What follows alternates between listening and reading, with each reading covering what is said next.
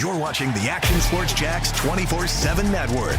Now it's time for the Brent and Austen Show.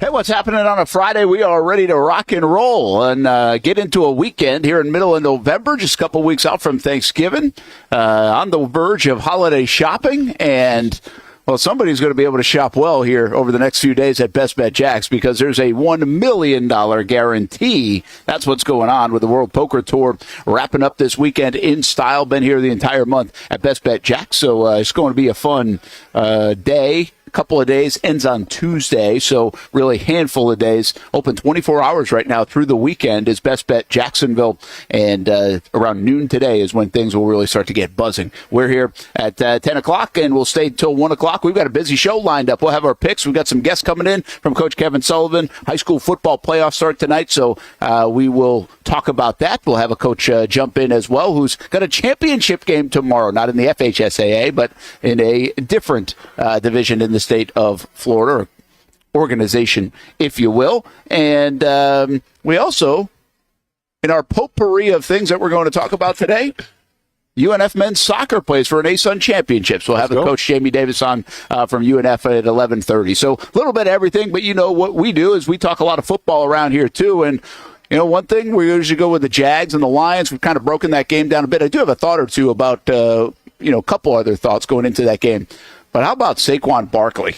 Yeah. I mean, Saquon Barkley last night for the Eagles, I saw this stat. Did you see the stat where he's like been down at the 1 yard line like 9 times this year? He could have crazy amount of touchdowns. I didn't see that stat. He's been on the 1 yard line down at 9 times, and I think Hurts has scored every time because of the push. Yep, for sure. And so he could be even having a more monster year, but he already is. You know what I think it was?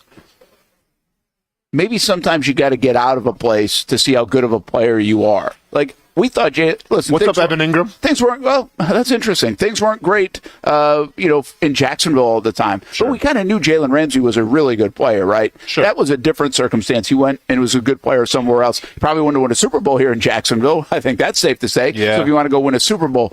But I think what they were doing in New York, what they had in New York, whatever they were trying to build in New York wasn't working, on top of injury, so there's a luck factor in there. But now he goes to this football team and a good football team, and we're seeing just how good of a player Saquon Barkley is. He's a hell of a player to watch. Yeah, I mean, obviously injuries are a thing, right? In his time in New York, he had a couple of them. But, it's like we've talked about here, it seems like the past couple months, of letting your best player go. And Saquon Barkley, whether it's on the Giants or now on the Eagles, like, he's their best player. He might be he might be the best player this year in the NFL.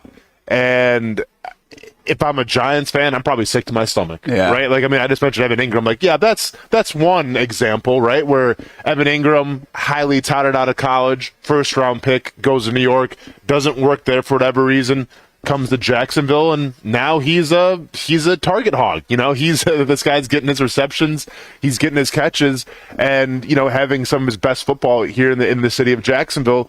And Saquon, and this is the wild thing too, and I'm not sure if you ever watched that Hard Knocks thing with him, where they let him go and everything, but to trade him to a divisional opponent where you got to see him twice a year. Yeah, well, he didn't trade him. Well, I mean, I'm sorry. No, I'm sorry. Yeah, but not but trade you're him. right. They had no control. They had no control. Yeah, well, when you let him go, you don't re-sign him. You let him go. You don't give him what he wants, and then he chooses to go to Philly, which is one of your divisional opponents. You got to see him twice a year. It's wild, man. It's wild. If I'm a Giants fan, I'm sick to my stomach because it almost seems like, and I'm not saying this is how it went down, but if you watch the show, like, yeah, they were on the Daniel Jones train, right? And they're almost like you didn't really have a choice because what was the other option going to be? Were you going to let Daniel Jones go and then hopefully you find somebody in the draft? Like, I understand the risk versus reward there, yeah. But you essentially said, you know what?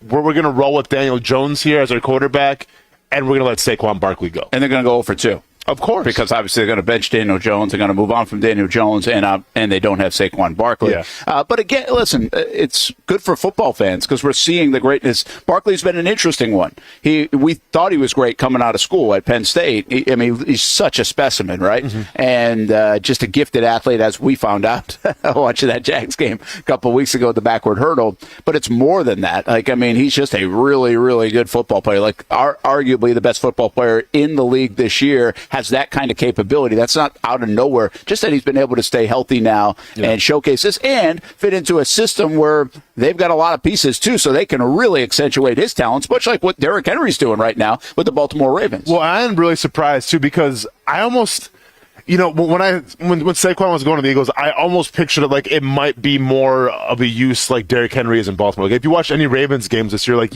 he's used, but like I don't want to say he's used sparingly, but he's used in moments. Saquon Barkley, I forgot like what his like target share is, like how many times touches the ball a game, but it's almost like I think he's like involved in a play, I want to say like over 30% of the time or something like that. So it goes to show you like, with Derrick Henry, he's a nice piece to have on your team. I feel like Saquon Barkley is almost a team, which I'm surprised about because you do have, guys like A.J. Brown. You do have guys like Devontae Smith, Dallas Goedert, and obviously Jalen Hurts throwing the football. And, that they mentioned it last night a little bit. Like, there may not be a more streakier quarterback than Jalen Hurts, where when he's good, he's outstanding. And when he's kind of down, he's really down. Now, maybe some of that last night in the first half had to do with, getting hit in the head. And I guess thankfully he passed concussion protocol. But it goes to show you, like, when you do have those lapses as a quarterback, when your passing game's not working, it is really nice to rely on Saquon Barkley running between the tackles, or you just get him the ball on a 5-yard little, out route or whatever like that, get the ball in space and watch him do his thing. Do you feel, actually, you said Evan Ingram, and I wasn't even thinking that way. Do you feel a little bit like that with the Evan Ingram stuff, that he had to kind of leave New York, or just that organization, but also that medium or that everything, and we always hear change of scenery. Change of scenery really has worked for Evan Ingram in a lot of different ways. This has been a great find for him in his career, for obviously the Jags as well. It's a good point. I mean, you're getting the best football. He's been one of the best tight ends in the National Football League the last 3 years. I mean, we're not talking him to the degree we're talking Saquon Barkley about MVP of the league, but if you look at his position, he's one of the best performers at his position since he left the New York Giants. Is that a Giants thing? Is that a Doug Peterson and Jags thing? Or is that just a change of scenery thing? I mean, it could be a little bit of everything, right? Like, I mean, I think you have to ask him, just because, like, wide receivers and tight ends, it's so hard to pinpoint one thing, right? Like, was it the quarterback just not looking his way? Was it the offensive play calling? Was it the city in general? Like, it's so hard to say, right? And I feel like, you get some pass rushers, for instance, like you get a free agent pass rusher and you sign him to a big money deal. Like, I know it doesn't always work out. There's plenty of examples where it doesn't work out, but usually you kind of know what you're getting. Right, like with Brian Burns, like is Brian Burns putting up 20 sacks a season? No, but like he definitely like elevated. Disrupts, he disrupts. I feel like wide receivers and tight ends, it's just you have no idea, right? Like take Marquez Valdez-Scantling for example. The dude was like no one was talking about him. Was probably like 0.2% owned in fantasy. Last week comes out and has a monster game, 2 touchdowns. I think he was close to 100 yards receiving. Like. It's certain situations. It's obviously the quarterback that you play with, and it's the play calling. It's probably a little bit of everything, and it's hard to get a feel sometimes where if you're in a good environment or not, And I think, especially now with a wide receiver-driven league, like it seems like you can have a first rounder, a great wide receiver here, go someplace else and fall off. Or you can have a guy who maybe doesn't really do that much in terms of production, finds a new team, and now it's all about him. Listen, we've had to deal with these kind of conversations in Jacksonville at times, right? And it's like, hey, is it better to get out of Jacks? The guys go, like, we really haven't had a lot of players that have left Jacksonville and gone on and been great elsewhere. We really haven't. I mean, now, more and more in these last handful of years, you get players that are at least performing well or playing for other teams. I mean, Quincy Williams now might be one of the poster childs of this, right? Jalen was always going to play well. It didn't matter. I mean, he played well here. He's going to play well there. I think Quincy Williams is an interesting one where he leaves. That was just a miss, a whiff on the Jags part, on the front office part, just kind of to let him walk, really. Especially when he took him so high, too. Yeah, third round pick. But that's ego a lot of times, right? That was Dave Caldwell's pick. So because Dave Caldwell picked it, it's not mine. We can get, but that's how that works sometimes. We're going to get our own guys in here, fit and all that stuff. And maybe they were right about schematically what they were doing with the 3-4 at the time, right? Because of Mike Caldwell. But it was a miss. No matter how you look at it, it was a miss. And look how much they invested in the linebacker position since, instead of developing. Yeah. But the Giants have to kind of take a look at this, I would say, too. Regimes change. So when Evan was there compared to when Daboll and this group is there, or Dano, whatever, it does change. So not everything is apples to apples, but it's pretty striking if we talk about Ingram and then you see about a guy like Barkley, now you could have predicted this in New York as well if he had stayed healthy, but the bottom line is he wouldn't be doing it to this degree. He wouldn't have 1,300 yards and everything else. He'd help their offense, but he wouldn't be doing this. I mean, might be the MVP of the league or Offensive Player of the Year. So, pretty wild. Heavy, what you got here on a Friday? We're in those Dogs colors in a big game against the Tennessee Volunteers. And, oh, boy, did you see Nick today? I saw the hat for a second. Yeah, well, you got to see the whole lot. There was a hat, right? Nick, I mean, a little later in the show, you're going to have to share that picture so Austin can see, because Nick brought it today. Like, I love the you should have probably come in the show today as Uga just to be able to compete with Nick today. Round for Nick, I feel like. What you got? I chose to compete with my takes instead. But anyway, I wanted to stay on the Thursday night football train. I mean, Eagles, so much has been made about Quinyon Mitchell, right? The rookie, and how well he's played, and he's getting a lot of love on social media, and I think that's all rightfully deserved. My question is, because obviously we remember Jags fans were thinking corner, right? And Quinyon was a guy that came up a lot. That made me think I wouldn't trade BTJ for him. So my question is there any other player that in the draft that you think the Jags could have or should have taken over Brian Thomas Jr., or was he the best player the Jags could have possibly taken in the 2024 draft? It's a good question. It's like slot. It's like you're reading Ty and I's Twitter this morning, because I brought this up before, and let me just come where I come from on this topic, and I brought this up a bunch in the draft. The Eagles were desperate for cornerback help, correct, and so they picked two of them in the top 40, I think it was.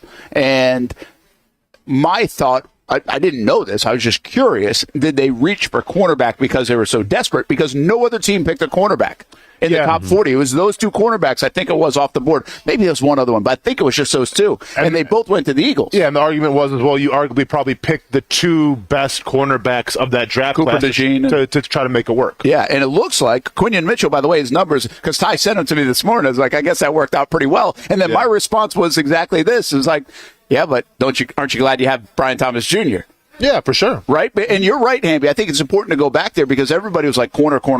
And I'll tell you this. I know Darby's had his not-so-great moments. I still think Darby's been okay overall. I think their corner coverage has been pretty good overall most of the year. They've given up a lot of big plays. I think a lot of that's on the safeties. They haven't been perfect at the corner spot, but I think even Monteric Brown's played well. I don't think this football team needs Quinyon Mitchell. I think they need Brian Thomas Jr. Well, keep in mind, too, you'd have to trade up to get Quinyon Mitchell, because he went before Brian Thomas Jr. Well, no, but you were picking 17 at first. Oh, so you talking about trading back. So trading back. Okay, I got you. So they could have had Quinyon. Could have had him. Okay. They could have had the best corner in the draft. Is the point at the time? Yeah. But to Hammond's point, you got Brian Thomas Jr. Let's just start there with the corner spot, because everybody did think corner. Not everybody. I think there was a lot of conversation. I mean, there was some edge too that you'd maybe want to see. Yeah, because Verse would work as well. I was thinking the same thing on Verse. Verse is having a monster year. Yeah, he's probably gonna be Rookie of the Year. And so defensive rookie of the year, like a landslide. Even though Mitchell is playing well. But you're glad you have Brian Thomas Jr. Yeah, absolutely. Slam dunk. Absolutely. Over those two guys. Absolutely. Yeah, because if you don't have Brian Thomas Jr., then what do you have? Like I'm saying, a wide receiver. Well, you don't have Calvin Ridley. So what are we talking about? I get it. I also just would say right now, one of the big problems on the Jags is this rotation and where's Armstead playing and depth and all this other stuff. Is like if you got Jared Verse, you'd have another edge, and then you could play Armstead. I mean, who knows? Maybe you put 30 pounds on and move him to defensive tackle. Like I really don't. Like, listen, I think drafting a defensive guy, especially on the line, knowing like what I know now with this defense and how it's operated, I wouldn't have faith for anybody. So at least like I feel like you have Brian Thomas Jr. where you know what you got in the future. Like, yeah, it's probably gonna be with a new offensive scheme, probably gonna be with a new play call and everything, but you know that Brian Thomas Jr. for years and years to come is gonna be a pivotal piece to this Jaguars offense, and most importantly, Trevor Lawrence. I don't know if anybody's gonna not say this. And maybe I'll put it out there on a poll question. I just kind of put it out there as a conversation point. I don't know how you could look at this and be like, well, that's a bad pick. Thankfully, this time around, the Jaguars didn't whiff Yeah. And then you had this conversation. Like, there's so many times in the past that the Jags have whiffed on this as you're having the conversation of Taven Bryan or Lamar Jackson or Patrick Mahomes or Leonard Fournette or whatever. Like, and I don't even think Leonard's a whiff, but you get my point. So this feels like a home run for all teams. It feels like a home run for the Eagles. It feels like a home run for the Rams. It feels like a home run for the Jacksonville Jaguars right now. And let's be honest, there's still too small of a sample right now. I mean, we got to go out 2-3 years to figure it out. But this feels like you can answer this question with, I'm glad we got BTJ. I'm glad we got BTJ. Like, how many times are you going to come back to this and say, oh, man, I wish we had him instead? And that's what you're asking right now, Hamby? Give us some options, because I forget the draft. It was too long ago. Who else in the entire first round would you want? And let's start here before you even go down the list. Would you want a Dunze? Not the way he's played. Would you want Neighbors? Hey, you know what? Fine. But would you want Marvin Harrison Jr.? BTJ's been fine. Like, I'm not trading Brian Thomas Jr. for any of those guys right now. Are you? No, not even close. But see, what I think it comes down to is more like the second and third round picks, right? Because I've mentioned this. Like, yeah, they're the first round pick. You can't miss on first round picks. They should be layups. I'm not saying Brian Thomas Jr. was a layup because you traded, back to get him, and a lot of things could have shook out. And thankfully, it fell in the Jaguars' favor. And Trent Baalke looks like a genius for making that move, trading back, and still I think getting your guy at wide receiver. But like, I see a guy like Mike Sanistrell, who we saw last night featured, who's having a hell of a season. Well, he was taken 2 picks after Mason Smith. Like, that could have been a guy who maybe would have looked good in Jacksonville. He's played for the Commanders and playing pretty well. Yeah. That's a good call. That's a good one. But once again, I think it comes down to more the second and the third round picks. I feel like it always has with this team. Yeah, Hamby. So what do you got? Give me somebody that you think would jump out and be like, ooh, well, that wouldn't be a bad play instead of Brian Thomas Jr. at 23. And you do have to keep in mind they could have picked at 17. They might even have traded back twice. Did they trade back twice in the first round? I think they might have. 17 to 19, then to 23 or something. But either way, what do you got? Just once. Just once. Yeah. So obviously, you got all your quarterbacks. So those are a wash. Those aren't being considered. The guys that are playing great out of the first round so far, you guys like Byron Murphy at defensive tackle, right? I still think there might be could be a couple that think that maybe we should have gone there. He looks like a stud up there in Seattle. You got Latu. Haven't heard anything from him. Bowers obviously is balling, but not a position of need. You got a lot of offensive tackles like Fatanu, Fuaga. I'm not going to claim to know how those guys are playing. Fashanu, Latham, Joe Alt. I don't know. I'm sure Joe Alt's playing great. Alt. You're not going to get him. He was like number 7 overall, I think it was. So. Right. But that's a good call. I mean, whatever the best tackle is, maybe that would have been a better option. Now looking forward, past this year, your tackle position hasn't been an eyesore this year. Yeah. But past this year, it would have been maybe a better building block, I guess you could say. Keep going. Yeah, and then the guys that were right around BTJ were obviously Verse, Dallas Turner, who I think he's either been hurt or he's not playing a lot of snaps, but I honestly think he's kind of healthy now, and he still hasn't been playing a lot. Then you have Chop Robinson, Terrion Arnold, Darius Robinson, Worthy, Wiggins, Pearsall, Leggett, stuff like that.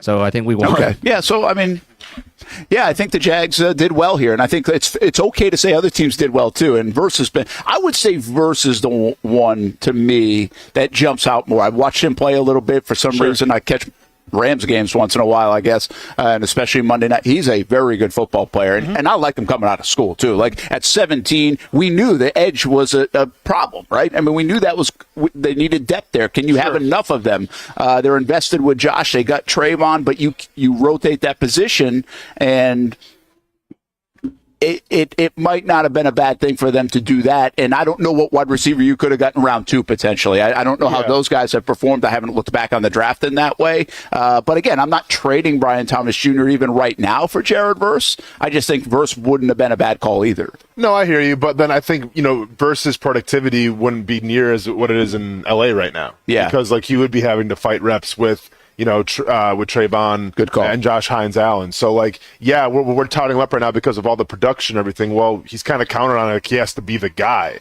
there. He wouldn't have to necessarily be the guy here. And then you ask the question, okay, well, if he does come here, then do you move Trayvon down to the 3 technique, and does that kind of limit him a little bit? And he's not going to have the year that he's having. So, I mean, I get, listen, you'd love to have Jared Verse here, no doubt about it.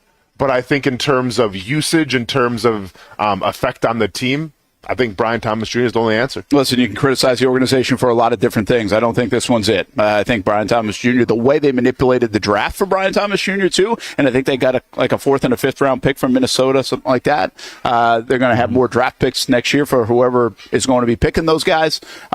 So yeah, I think it was job well done in the first round by the Jacksonville Jaguars. And I actually think they've done a very good job in round one both years. The last 2 years. Anton Harrison, I believe, is a good pick. I think he's your future right tackle. I think the way they manipulated the draft there, I think, again, everything stinks right now in Jacksonville around the Jaguars. I get it. It doesn't mean they haven't done good things, too, and there can be some good wins first round here. picks, baby. It's been a problem. Hang your head on it. It's been a problem in Jacksonville, at least since I've arrived in town. So at least they're fixing that part of it in recent years. Real quick. Hey, I do have a question. Yeah, go. What do you got? To back up Austin's point about obviously most fans are more upset about the second round pick with Mason Smith, there are so many guys I wanted to highlight that are actually playing well that people know that were right around that area at his same position, right? You got Rook, the guy from Clemson. I don't want to say his last name. He's with the Falcons. He's playing great, right? Newton, the other defensive tackle. Tavondre Sweat, defensive tackle. Braden Fisk, defensive tackle. So that's obviously been one of our positions of need, and we went with that position, but there were four guys drafted ahead of Mason Smith right in those first couple picks, and everything that Jags fans wanted was just move up a couple picks, just be aggressive. Like, go get your guy. Obviously, hindsight, whatever, but those are four defensive tackles that are making impacts for their football teams when ours is not. I know the injury plays a role, but still. And then even at corner, right, a guy like Kamari Lassiter and Cooper DeJean were taking just a couple of picks before Mason Smith. Lassiter's been Houston's number one, and we know what DeJean is doing. So there's, I mean, all of those guys right there. Even I left out Kool-Aid McKinstry. That's where Balky's really going to get his knack if he doesn't get, since he didn't get in the first round. Where did Houston pick Lassiter? Because he's been outstanding for them. But he was 42? Stingley Jr. is their number one, though, isn't he? Still, he was 42, and I think DeJean was 40 or something. So Jags picked like 50 there, right? Yeah, so you'd have to move up to get him. Okay, Stingley still is number one, but Lassiter's played very well. Oh no, I mean, listen, that whole defense is great. Like, listen, say what you want about Houston, and their offense right now maybe a little, but their defense, like the way they've drafted, the way they've maneuvered, I mean, it goes to show you, like, you have to hit in your first round picks. Will Anderson looks like he's the real deal, right? But once again, you got to hit on your second, and third, and fourth rounders as well. Well, and also they hit on Donnell Hunter coming over, while the Armstead thing has not really hit the way you wanted it to hit. So they even hit in free agency what they were doing, because they let Grenard go. Yep. And Grenard's doing a nice job in Minnesota. Yeah. So it wasn't necessarily like you could have kept him, and then they could have whiffed on that, right? So, like, they made some moves, and they moved the chess pieces around, and still coming out on the sunny side of it. It looks like right now, where the Jags, those other chess pieces outside of some of the big ones haven't really manifested quite yet. I will say this about Mason Smith, and I know it doesn't do anything for you this year, but we did see the emergence of the Bigsbys and Stranges and players like that this year in year two. Could we get that for Mason Smith and others next year? Doesn't do anything good for this year, but could we still? We don't rule out that they're not good players, I guess is my point. For sure. Brent Martineau Austen Lane, we're live at Best Bet Jacks. It's a busy day here on the 15th of November. The WPT Championship, $5,000 buy-in, $1 million guarantee. Of course, you could have won your way in a variety of ways all week. 3 o'clock, a $580 buy-in satellite into WPT Championship, still going on. 6 o'clock, $580 milestone mega satellite into the championship, 5-seat guarantee. And down in St. Augustine, 7 o'clock, they've got a 6-hour Ironman tonight. So Best Bet has everything happening here this weekend. $1 million guarantee. Should be a lot of fun. Can you spot me, Brent, or at least expensive for the show? I'd spot you. Get me in there. 180, the 580, but probably not the 5K. Oh, I'm going for the million here. I'm not going for these little satellite take the 180 things. Give me the big dog. With a huge smile. 180, you'll take. You would, huh? 6-hour Ironman man down in. You think you could do okay? Now, I'm telling you, I'm going to do this. I'm going to buy Hamby into an event. I mean, I don't know why you're not going to buy me an event as well. Can you play poker? You're talking the guy who got third out of like 120 people. All right, at I'll the buy you both Mark if you K. want No, that. man, too late, man. Nope, I'm gonna have somebody else sponsor me. You were finished third at a charity celebrity There were poker pros event. here too. Okay. Allie McDeal was here. Okay. All right. Well, see. Hey, didn't see her at the final table with me. I'm just saying. She would murder me in poker. I'm just saying, she's good. All right, I'm going to do this. So we're going to buy you in sometime. We got to get the right event, right? We got to get the right situation. I'm buying you guys in because Hamby continues to contend that he's a really good poker player. I'm sure he's got his headphones too, with like the cord and everything, and rocks the shades. See, with me, man, it's all about intimidation. Like this is the one thing that I true. No, because listen, I feel like Stare down. I feel like every single hand is like a stare down in a fight, and I can read people. All right, we got to work this out. I want to do this. Let's. Now. But I want like real money. This can't be tonight because we got this. Yeah, we got high school football. There you go. I have plans too. What a burger, Jaguars prep. He's got the Avett brothers. Avett brothers tonight. Down to St. nice. Augustine. So Yeah, there you man. go. We got high school football. So here's the deal. 10:30, the Friday Night Blitz is on the Action Sports Jax 24/7 network because we have college football. So if you want to see that one on Fox 30, it's going to air at like 12:30 in the morning. But you can see 11:15 on TV on CBS 47. So a little bit different setup tonight. We don't do the 8 o'clock Friday Night Zone Blitz in the playoffs. We're not really allowed to. Well, I mean, you could, but it would cost a fortune to do it. So you got to pay like rights and everything else to get the games. So we're not doing that, at least not yet. Maybe down the road we will try to do something like that in the playoffs. But we do have our Friday Night Blitz. We'll be all around the area, all the games. We're going to talk high school football in just a little bit with Coach Kevin Sullivan and a little bit later on as well. Yeah, look at some of those matchups we've got. We're excited about Baker County, Bishop Kenny should be a good one. Columbia, St. Augustine, all local matchups. Beachside, Ponte Vedra, Oakleaf, Mandarin, a rematch from a couple weeks ago. And sneaky good down there is Impact Christian UC. So we'll talk all about them. Still to come here on the show, the Brent and Austen Show. I've got a question about Jaden Daniels. Yeah. And I also have, and Hamby's got a tweet about what the Jags could be in 2024. If only if. If only if. We'll be back from Best Bet Jax here on a Friday. It's a new logo, new branding. With Bold City Heating and Air, it's an old school approach. One of the few locally owned and operated air conditioning businesses left in Jacksonville. It's hot, Florida in the summer. You can't do much to avoid it, but you can keep cool with Bold City Heating and Air. It's every customer counts kind of service, from when these trucks have pulled up to my home over the last couple of years and when they pull into your driveway as well. From communication to pricing to the actual service, everyone at Bold City Heating and Air cares about you. You know who's coming to your house. You know they will be well trained and they will respect your home. Air conditioning convenience at boldcityac.com. Stay cool while it gets hot. Bold City Heating and Air can help. Don't get caught sweating all summer. boldcityac.com, and they have financing to help. New systems starting at $110 a month and $50 off any repairs. Stay safe, stay comfortable with Bold City Heating and Air at boldcityac.com. Homegrown in your hometown. Building off a summer of terrific action at Southern Oaks Stadium, the Jacksonville Armada are looking forward to the future and the return of pro soccer in Northeast Florida. Season ticket reservations for MLS Next Pro are underway, and for just $100, you can lock in some great benefits when it comes to supporting the boys in blue. Those who make a reservation will have first selection options in the new Armada Stadium out east, near Jacksonville's downtown sporting complex, as well as access to supporter VIP events like stadium tours, open training sessions, and future meet and greets with players and coaches. You can make your season ticket reservations at jacksonvillearmada.com/ticket, and while you're there, read the very latest on the Armada men's and women's teams in action this summer.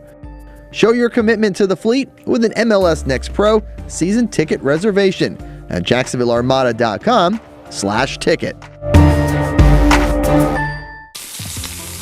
In Northeast Florida, we love hanging out on the back patio, maybe grilling out lunch or dinner with the family, enjoying the good weather, or maybe enjoying the big game on the TV. Or maybe your favorite team in town, the Action Sports Jax team. This is great, except for when it's really hot or the bugs start coming out. But what if you didn't have to worry about that? Titan Outdoor Solutions will make your outdoor area a comfortable spot any time of the day, any time of the year. This makes too much sense. Titan Outdoor Solutions can give your home an upgrade. Customized pergolas, awnings, controlled shade, even retractable screens. The solution to beating the heat and the bugs and getting more use out of your home is Titan Outdoor Solutions. And this can even help prevent storm damage at your home. Living in Florida and living in your home is already good. Now make it great. Quality products, custom work, locally owned and operated. Visit TitanShuttersAndScreens.com or call 904-484-7580. It's the place we party in football season with Jaguars All Access. Welcome to String Sports Brewery, everybody. Say hello to our guest tonight. That is Trevor Lawrence. You can bring your party or event to String Sports Brewery in Springfield any day and any time. Rehearsal dinners, corporate events, birthdays. Here at Strings, you can enjoy the inside area and the outside area. Good for any weather, good for any occasion. Watch the games, play the games, shoot some hoops. Beer? Yeah, they have that. Plenty of choices. And sure, this is a brewery, but Strings is also a restaurant, and the food is fantastic. A full menu made from scratch meals. And if you need String Sports Brewery to help with a party at your place, they cater too.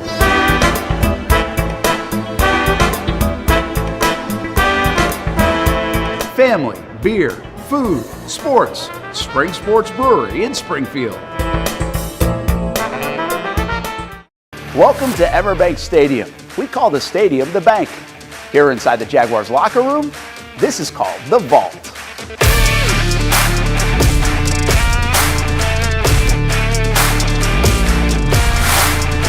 The Vault is a special place on game days. You can feel the energy and excitement as the Jaguars get ready to take the field. And Everbank has made a way for Jaguars fans to be a part of the action. Each home game, Everbank will select a winner and a guest to be a part of the Shadows. Be there up close and personal when the Jaguars leave the Vault to take the field. Not only that, the Vault Lounge provides a VIP pregame tailgate experience. High-end food, beverages, music, and more.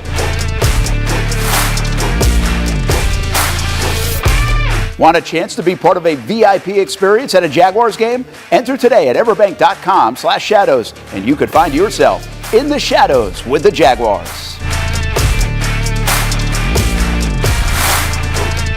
Welcome back to the Brent and Austin Show, streaming on the Action Sports Jax 24/7 network. Hey, welcome back here to the Brent and Austin Show. Who are we seeing here? Tank Bigsby, yeah. So Bigsby's shaken up. He's been in and out of the games the last couple of weeks. He misses practice on Wednesday, misses practice on Thursday. And I don't know if you're showing this because as Doug talked, I don't know if he has eliminated, that sounds dire. Haven't seen anything so far today. Come on, we're a little aggressive. Here you go. Tank Bigsby, according to Kanani Stevens, who helps us host Jaguars All Access, works for Jaguars.com. Tank Bigsby will practice today. Okay. Team will evaluate his status after that. Ezra Cleveland should be good to go versus the Lions. You know, this is one sneaky part of the Jags' miserable season, is I still will maintain they really are not that banged up. Like overall, they've had guys in and out of the lineup. But you take a look right now, this is a football team that if they were they'd have to be, if they were 4-6, but if they were 5-5, 4-6, 5-5, they'd be getting very healthy. Yeah. And I say that with their quarterback out. But if we look at the other side of the bye week and guys that are coming back, Kirk's the only one that's out, right? Yeah. Dewey's back in the fold now. Tyson Campbell's back in the fold. Foyer's back in the fold. I know Sheriff's banged up, but he's playing Anton Harrison, but they're playing. Ezra Cleveland comes back. We're looking at Bigsby and Etienne's back. Mm-hmm. Bigsby, we'll see. But, outside of Kirk, if you look at the stretch run of the season, they would have a lot of their players. They would have a lot of people ready to go. And for the second freaking year in a row, it doesn't matter.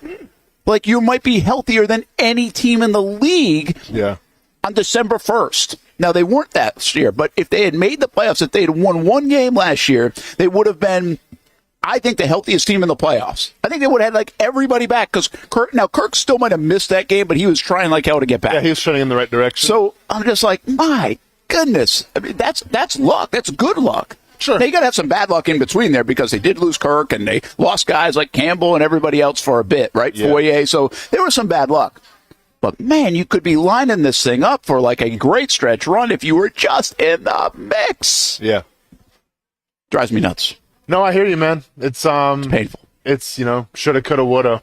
But come on, Brent, you can't live your life like that. You can't. We're about to here with this Hamby thing that he just he's going to bring up with these adjusted wins and losses and everything. Going to make you really feel bad on a Friday. Yeah, and this is an interesting stat. I don't know if Hamby has that ready to go. If you can get it, Hamby, please do in the next couple minutes. But Yeah. I don't think we needed a graphic to showcase this part of it for the Jags, right? I mean, we knew they've been in close games, and they're 1-6 in close games. Yeah. And you can't do anything about that now. Like, you can't fix that other than go win the next close game, I guess. Which begs this question. I know they're big underdogs.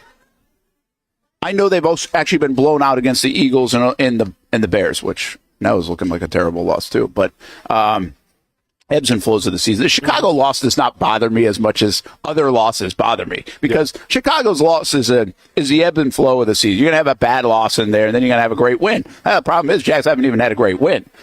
So, but given the fact that they've been close, even like the last couple of weeks, they shouldn't have been close. And they're still close? Yeah, I mean, it was Minnesota's worst game. Do you think they're going to actually play better than people think in this game? Do you think the score is going to be closer than people think in this game? I mean, you would want to say, sure, why not? Because once again, this is the parody of the NFL, and it's what we all know. But at the same time, like, do you really trust Mac Jones right now? Well, based from what I've seen in one game, it's hard for me to trust Mac Jones. Do I trust that the Lions are going to have a better game and almost be kind of pissed off for how they played against Houston?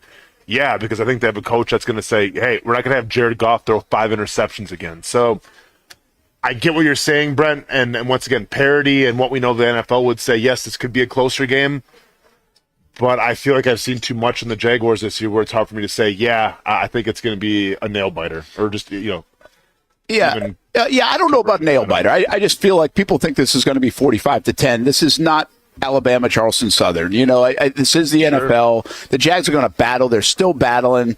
And here's my one last thing I'll say on it. And I'm not even trying to breed hope into this game. I don't think the Jags are winning the game. Mm-hmm. I'm just telling you, I just don't think it's going to be blowout city like everybody says. And part of the reason is, the Jags just haven't really played a good football game. Yeah. Like, they really have not played a good football game. The closest you could come to playing a good football game was against the Indianapolis Colts. And they gave up 24 points in the fourth quarter. Like, they have not played a good game, man. They're a better team than this. Sooner or later, you're just going to at least get lucky and play a good football game. You would hope so.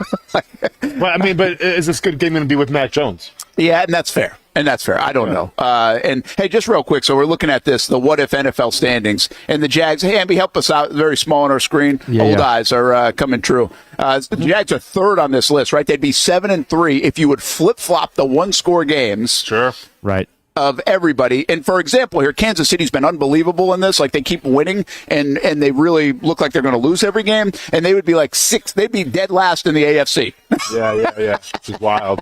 Now, you can't just flip-flop all the games, but if you could, that's what it would look like. Hamby, who's number 1 and 2 on that list? Cincinnati? Cincinnati and Denver. But of the risers, of the biggest movers, Jacksonville is number 1 as the biggest mover. 5 games decided. So they are the biggest one coming up the rankings, coming up 5 notches. You have Houston at 4 and 6, and like you said, Kansas City would be 2 and 7 if every one-possession game was flipped for them. Okay, so we're going to get Kevin Sullivan in here in a moment. He can come in anytime you're ready for him, because he'll jump in this conversation. But with these what-if standings, is Shad Khan going to look at that what-if standing? No, please don't.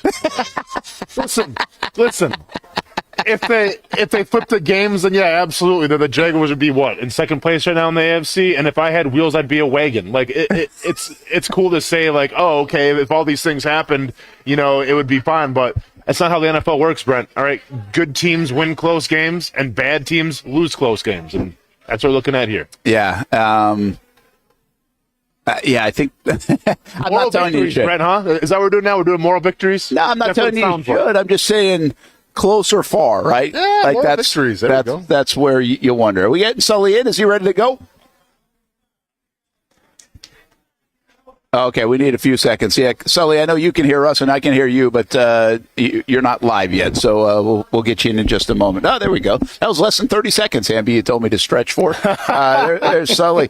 Sully, this is, I know Austen doesn't want to hear it, and I know everybody doesn't want to hear it. The reason why I bring up this question on the what-if games is I think you've got to be careful of being close and having this bad luck season and not being able to win, or ripping it up and getting further away type thing. I still have a fear factor in that. Austen doesn't, and I like Austin's point. He said, hey, if you're going to go, it's about winning Super Bowls, man. You got to swing. You got to swing. I get it. Well, and plus, I'm not getting paid by the organization under the table either, so I can say whatever I want to say. And Brent's you know not what I'm saying? after last weekend. That's a good point, Coach. Yeah. So what are your thoughts on it, Sully, from looking at, you know what I'm saying, right? You've had years in coaching where you're like, man, if this goes this way, this goes this way. And so do I go change everything and do something different in training camp or in the off season? Or do I stick with it because you know what? We just got to get over that hump. You know what I mean? Well, I think that 3-13 in the last 16 games might be the answer to that.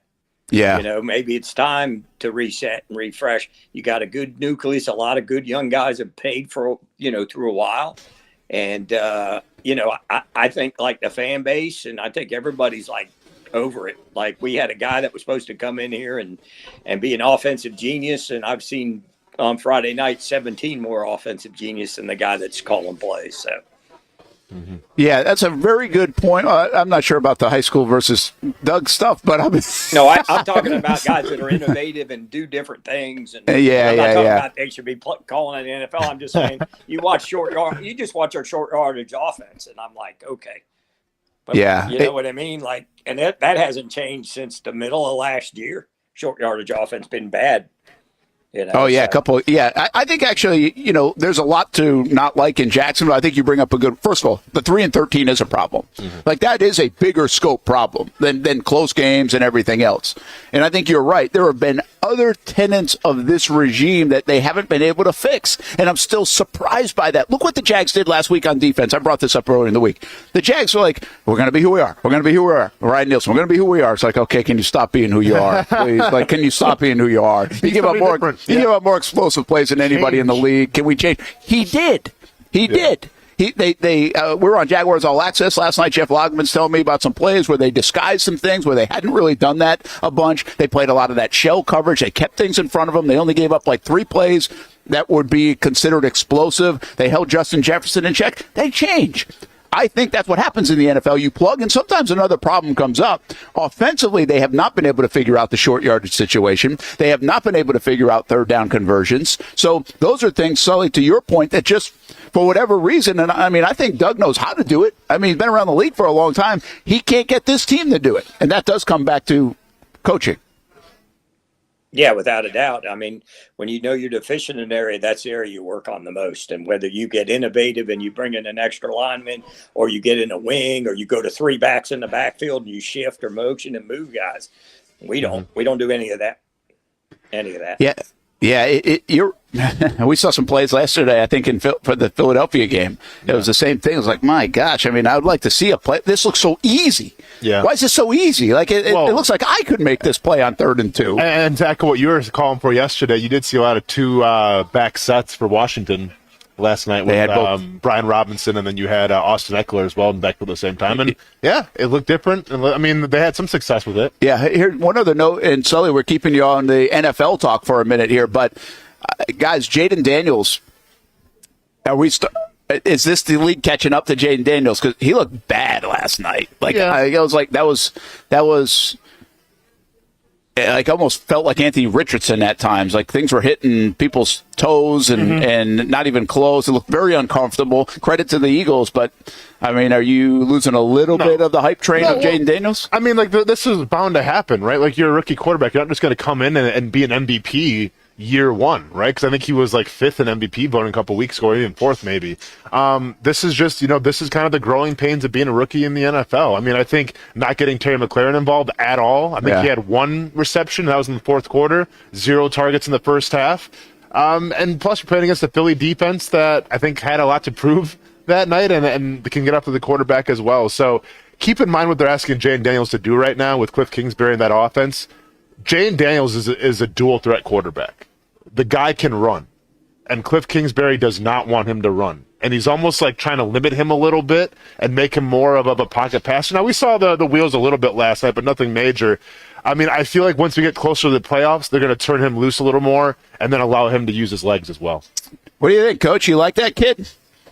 Yeah, really. I think he's really done well, and I think Austin's right. I think any rookie coming in will do some really good things. But, this league, running quarterbacks, they sort of start limiting them guys because they start taking shots. These big guys can run and hit those guys. And I think you got to be smart in what they're doing. I mean, we've seen it with Trevor early in his career. He ran probably a little bit more, started to get dinged up, and now maybe he doesn't run as much as we'd like him to run. And I think it's the same thing with Jaden Daniels.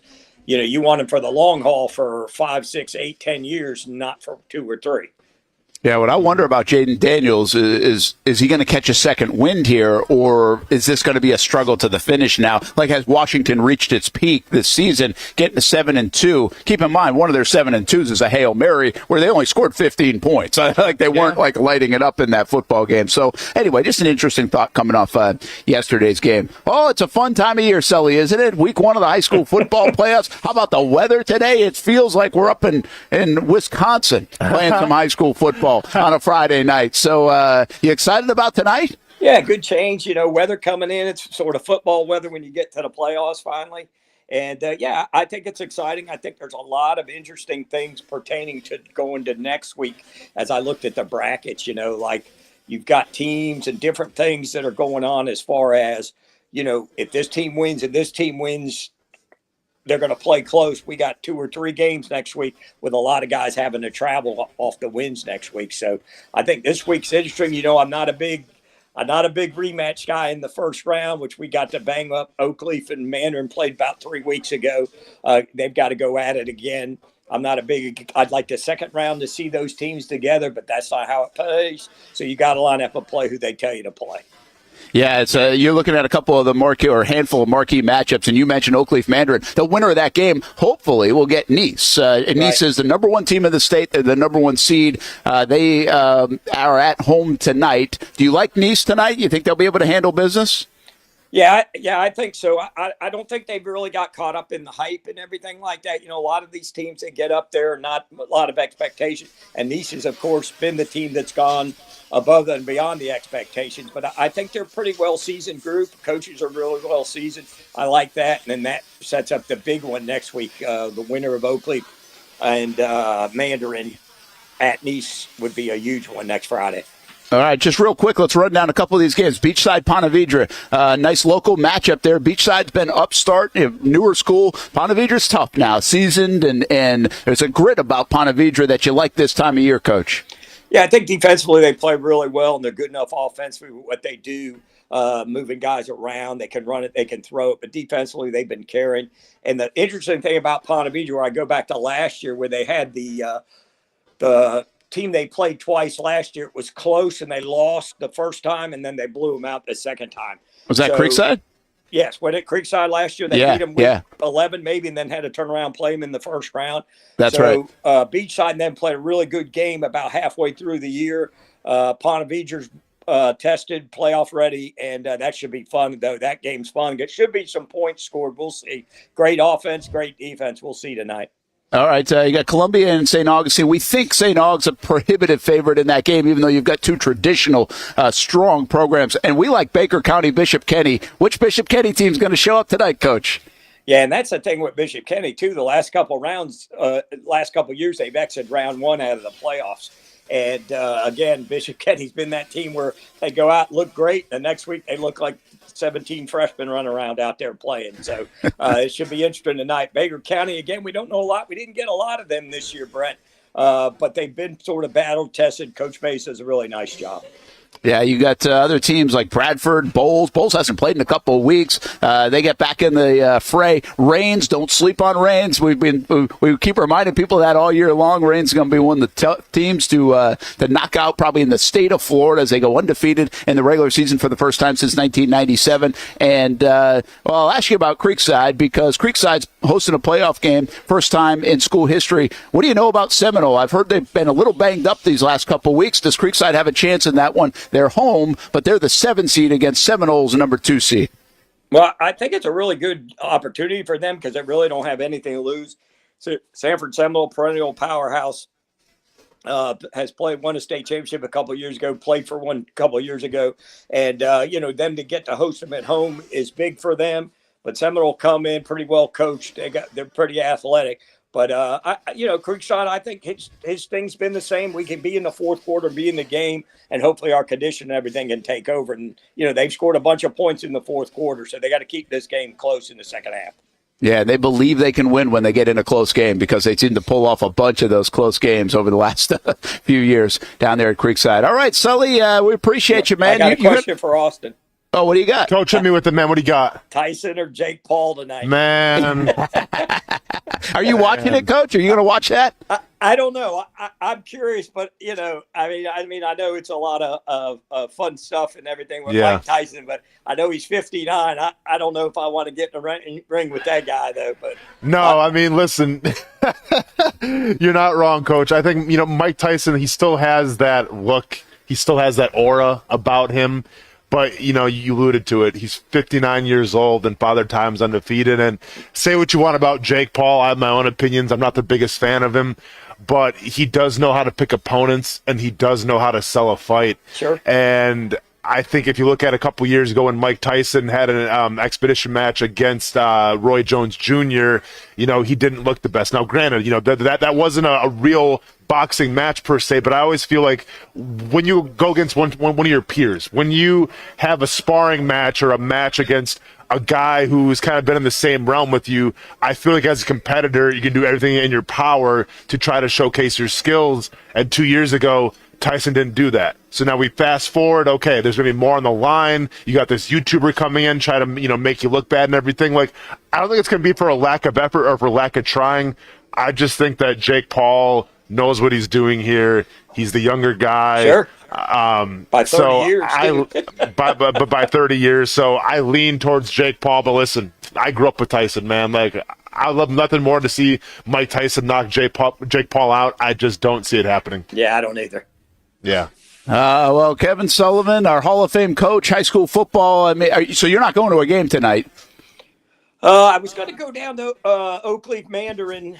Thought about going. Joel and I thought about going, but I haven't decided if I'm going to go or not.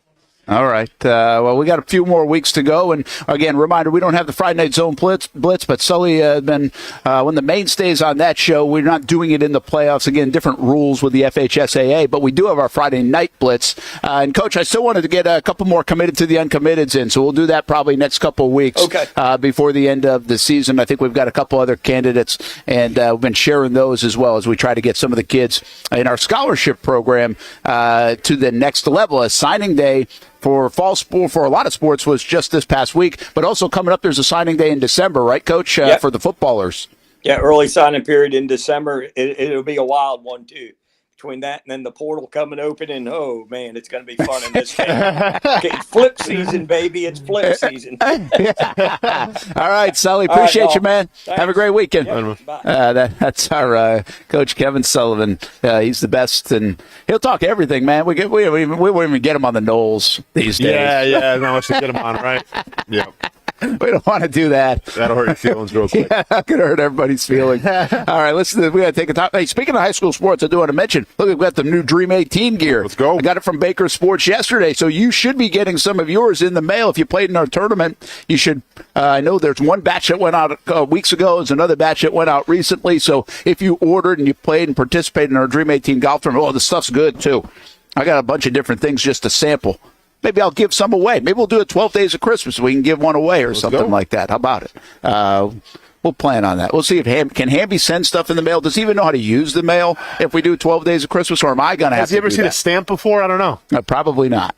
Probably not. Again, Tank Bigsby is, well, that was the video. I thought he wanted me to go there, but Bigsby is going to practice today. That's the update on that. And yeah, the Action Sports Jax Stream 18 in the books as we raised just about $30,000 for St. Michael's Soldiers and also North Florida Junior Golf Foundation. St. Michael's Soldiers, this time of year, it's really what it's all about. They will send care packages overseas to our military servicemen and women, and be a nice smile on their faces from back home right here in Northeast Florida. We'll be right back here on the Brent Austen Show, live from Best Bet Jacksonville. If you need a quality play this football season at your home, call That One Painter First Coast. Locally owned and operated, experienced employees, no builder-grade materials. And there's more, and for that, we throw it to Noah Schlicksup. That One Painter First Coast can apparently help your kicking game, too. Well, after my failure on skinny sticks last year on Creekside game day, I've spent a lot of time out here at Creekside practicing my kicks. There's only one issue. How is that even possible? The good news is I know exactly who can help. That One Painter can handle all your painting needs, from field goal posts to cabinets to stucco. They got you covered. Though they may not be able to help with my kicking, they can certainly help with the posts. Call That One Painter First Coast today for all your painting needs at 904-495-1373.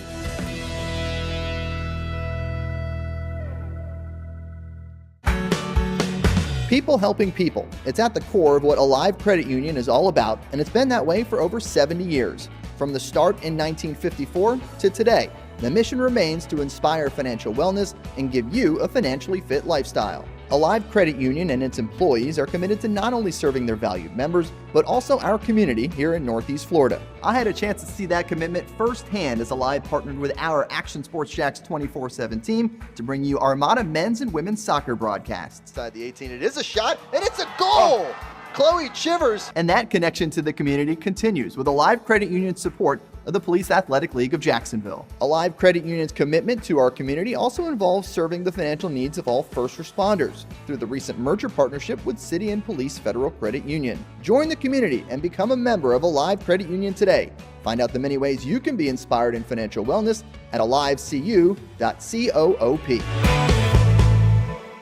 I've been telling you about CGC Water Treatment and Plumbing for a long time now. Their drinking water systems remove up to 99% of contaminants. We've had a Connecticut water softener and drinking water system in our home for more than 7 years. You can see the difference whether you're washing clothes, the dishes, or what I like to do most, fill this up for some coffee every morning, and mostly all day. Remember, if you're not filtering your water, you are the filter. Don't be the filter. Right now, save $1,000 or more when you bundle a Connecticut Premier Softener with a Connecticut K5 drinking water system. The experts at CGC Water Treatment and Plumbing will test your water for free and determine your water score. Don't know your water score? CGC will find out and recommend the appropriate Connecticut water treatment solutions so you can improve it. Call 904-552-1242 or visit cgcwater.com. Ask about our 90-day love it or leave it guarantee. CGC Water Treatment and Plumbing, an authorized independent Connecticut dealer. Florida license number CFC 1432579. For the game day hustle and every day in between. Juggling my show, Jag Social, to going under the Friday night lights and a social life, it's a daily tournament. But this ride, MVP status. The all-new 2024 Lincoln Nautilus isn't just my car, it's my personal locker room, office on the go, and VIP lounge on wheels. Let's talk tech. My profile remembers everything from customizing my dash display to setting the ambient lighting and my signature scent. And wireless charging, essential for live tweeting scores. Whether I'm packing for a beach day with friends or heading to the gym, there's space for every passion. After dominating all day, this becomes my recovery zone. The massage feature is like having a personal PT on call. Life's a non-stop game. But with this ride, I'm always on my A game. The 2024 Lincoln Nautilus. Drive your passion. If you don't see a pit, it ain't legit. When you hear that, you think Bono's Pit Barbecue, a staple in Northeast Florida now for 75 years. A place that feels like home with friendly service, a meeting place for friends, family, or business occasions. On the menu, the corn nuggets are a favorite in our house, but there's something for everyone. Sandwiches, platters, salads, sides, desserts, and family feasts. You see Bono's all over the place in Northeast Florida. You know, there are almost 20 locations in the Jacksonville area now, so stop on by, sit down, and dine in with Bono's. You can also take it to go. There are drive-thrus in many of the locations, and they have delivery options too. Just download the Bono's app to make things easy. I signed up for the loyalty program, and you can too, to get special offers. If Jacksonville is home, few things feel more Jacksonville than Bono's Pit Barbecue. Celebrate 75 years and many more to come. Bono's Pit Barbecue. If you don't see a pit, it ain't legit. Welcome back to the Brent and Austin Show, streaming on the Action Sports Jax 24/7 network. Hey, welcome back here to Best Bet Jacksonville. We got a big day here. Look at all the calendar of events, by the way, at Best Bet Jacksonville. That's a my glasses. Waffle House menu, Brent. That is a Waffle House menu. You're right. Where are we at? We're at the 15th. So we know this. We got the $1 million guarantee, and that's starting up in about less than an hour. When Brent buys me in. I am going to buy. I want you guys to, don't let me forget. See, this is the thing. I was just talking to you this. Make a note, please. You guys can't let me forget this. Like, let's find a time. I will buy you in. I'm saying this twice now in front of a microphone, live. Yep. It's recorded. This will hold up in a court of law. I will buy you in. Now, I'm not buying you in at $580. It's called investing, Brent. It's not buying it. Well, no, I got to know my investment. So I got to buy you in for something a little more. If you do well, then maybe I will buy you in. Ever seen Rounders, Brent? There we go. Okay. So, can I sponsor that? Buy-in? Can I get somebody to sponsor the buy-in? Yeah. Best Bet Scramble going on all the way to the November 19th. That's a few more days until Tuesday. And look at all the different activities happening here with the $1 million guarantee. So, I mean, hey, since I play with house money, I might just, the first hand I get, not even look at my cards, all in. All in. Establish the temple right there, Brent. I always thought like the coolest thing would be to win some kind of lottery deal. Okay. Like not, you wouldn't do this with millions of dollars, but just win like a pretty good chunk of money. Okay. And then take half of it and just go to the casino for red or black. Oh, Brent, come on. And see, like, and just one spin and double it. See, there's got to be some sort of... No, I can't do that, Brent, because I can't leave it up to fate. I can't leave it up to the universe. Like, I'm going to have some sort of influence. That's like...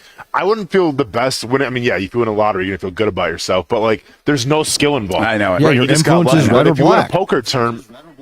Yeah, exactly. But if you win a poker tournament, it's like, all right, there's probably some skill. Yeah, a lot of luck, obviously. Yeah. Probably some I get skill. it. So like, if I get to that point, it's going to be one prop bet. It'll be one prop bet on an NFL player, maybe like an over, under, rushing prop, whatever the case may be. And that way, when I win, I can be like, yeah, I nailed it. And if I lose, obviously I'm going to be threatening. I'll probably threaten that player then because he cost me everything. And I'll be like, it's all his fault, not my fault. I made the right pick. The player didn't show up. I like it.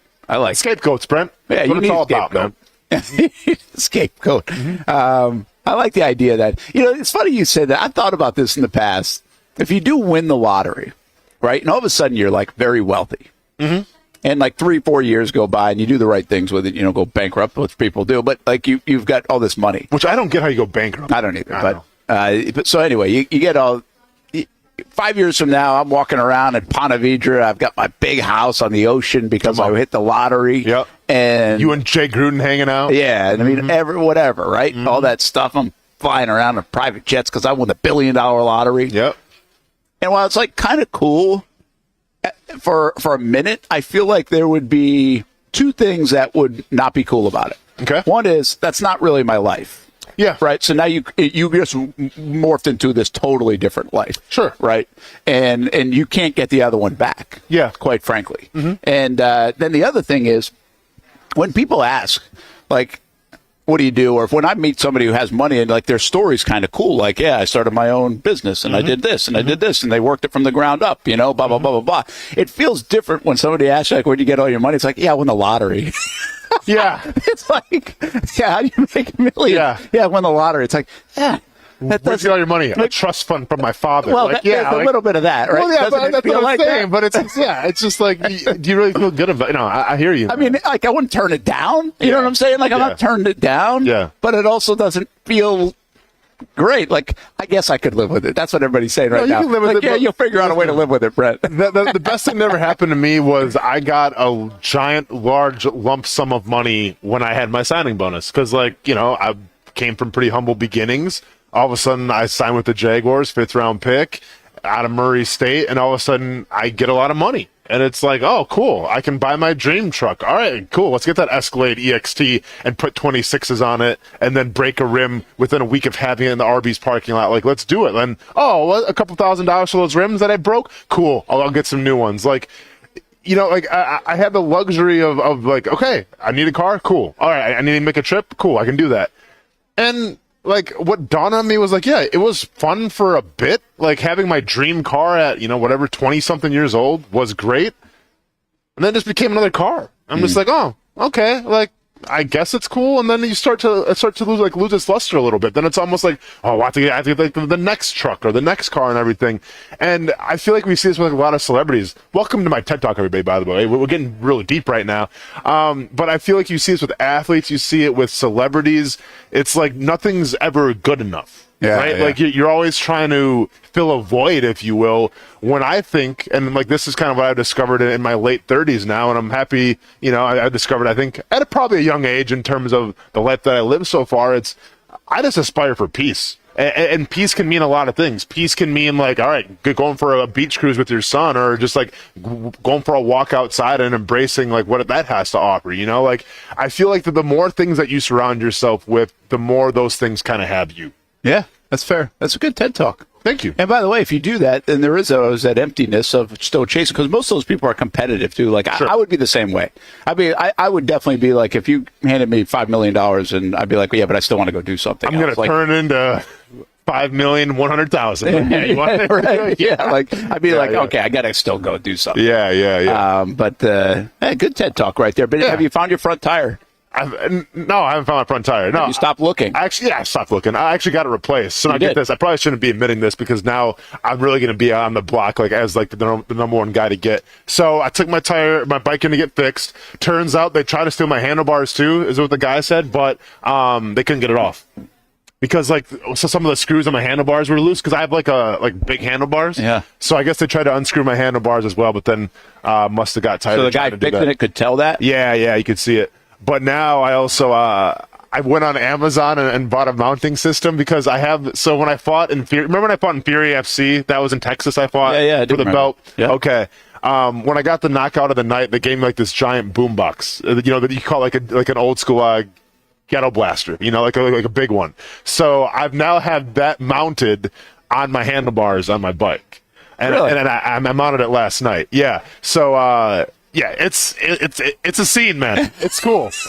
But needless I want a video. Can we get a video of this weekend? I can take a picture and send it to you guys. Okay. Yeah, but it's one of those things where I got to be careful now where I park that bike because people are going to be trying to get that thing off my. Now they're going to try to get that. You just made would. it more appetizing. I know. Things like $500 probably for that. I mean, I got it for free because I KO the night, but it's probably $500 that speaker.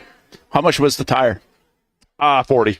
No, not bad. Yeah, 40. That's cool. About right where you thought. Yeah, pretty much. But once again, Brent, the principle. I get it. I get it. I'm still looking. Principle is going to be in blood. My head's on a swivel. No. Okay, sounds good. Brent Martineau Austen Lane. Let's get to our picks. Hamby, what do you think? What do we got this week on the picks? We have no idea what the standings are. Thank God, because I feel like last week didn't go so well, guys. I don't remember. I'm pulling up last week now. Yeah, I don't remember. I remember Ole Miss's defense getting slept on by a couple people in this group. 2-4. Ooh, Yeah. that's back-to-back gonna weeks cut it, then, I guys. think. Because I think we went 1-5, and It's then not going to cut it, 2-4. guys. I'll tell you that That's right now. a problem. It's not going to cut it, guys. All right, well, let's get serious here then. We'll go to the college game first. We have Texas 11.5 at Arkansas. Texas is kind of just floating by right now. They've got, Sure. right. I mean, they got Texas A&M coming in a couple of weeks. Arkansas did pull the upset against Tennessee, so they're capable, but I don't think they're really that capable. I kind of like the Longhorns on the road. What do you like? Yeah, I mean, I think we talk about the best pass defense in college football right now, and you talk about a team that can stop the run to it on defense. I just can't. I don't think that Arkansas can keep serve with Texas and Texas's defense. So yeah, go and give me Hook'em. Hamby, you mind this? I don't. I think this could be the game where Brock finally shows what we've thought he was. I think he's getting back healthier and healthier, and they're coming off kind of an easier stretch here as of late. So they could put up 50 points on Arkansas. It's a very vulnerable defense. I don't think I like Arkansas's quarterback, but not enough to take them. I think this is a favorable line for the Longhorns. All right, I'm going to start with you. This one, LSU and Florida in the swamp. DJ Lagway expected to play. Florida 3.5-point dogs. LSU coming off a miserable outing at home against Alabama. What do you think?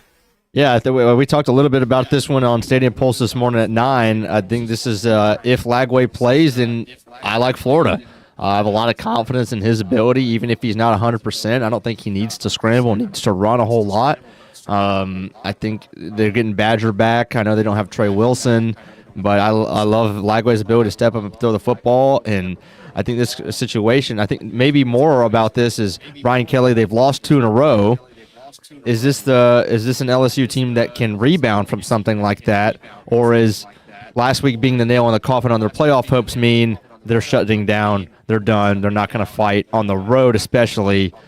I lean that way because I'm a suspect of Brian Kelly, so I'll take the Gators. Yeah, by the way, Stadium Pulse will replay each and every Friday morning, 9 a.m., but it replays at 3 o'clock today on the Action Sports Jacks 24/7 network. If you missed any college football talk, a 1 hour with Nick and also with Jason. 2 o'clock today, we'll replay Fleet and Footy, the brand new show with Stuart Weber with the Jacksonville Armada. So soccer fans, 2 o'clock on the Action Sports Jacks 24/7 network. LSU, 3.5-point favorites. What do you think? Yeah, I'm taking LSU here because I have no idea what happened to Florida's defense the past couple weeks. They had a pretty good showing against Georgia until the end. Texas, I'm not sure what that was. I feel like LSU has the capabilities to put up some points against Florida. So until I see something better from Florida's defense, I'm taking LSU. Let me ask you this. You guys both think, before I give my thought on this, Brian Kelly made a mistake leaving Notre Dame? Yes. Yes, he did. I mean, it's the SEC, though. No, yeah, but he I had don't a think free shot to the playoff with Notre Dame now. Now, obviously, he probably didn't know that the playoff was going to be 12 teams when he left, but yeah, it's hindsight. Yeah. Well, you could have projected that it was going to be. I mean, he how knew probably long? more of the stuff than anybody knew. Well, I know, but he probably knew more. The inside people know when that was going to happen more than anybody else, and they also know where Notre Dame's going. And listen, maybe he got more money. The money doesn't matter. He's got plenty of money. Mm-hmm. So, yeah, I kind of feel like he's whiffed a little bit at LSU. Like I mean, he's not been brutally bad, but he hasn't been good. Like, does he have signature wins over there, Hamby? Like, nope.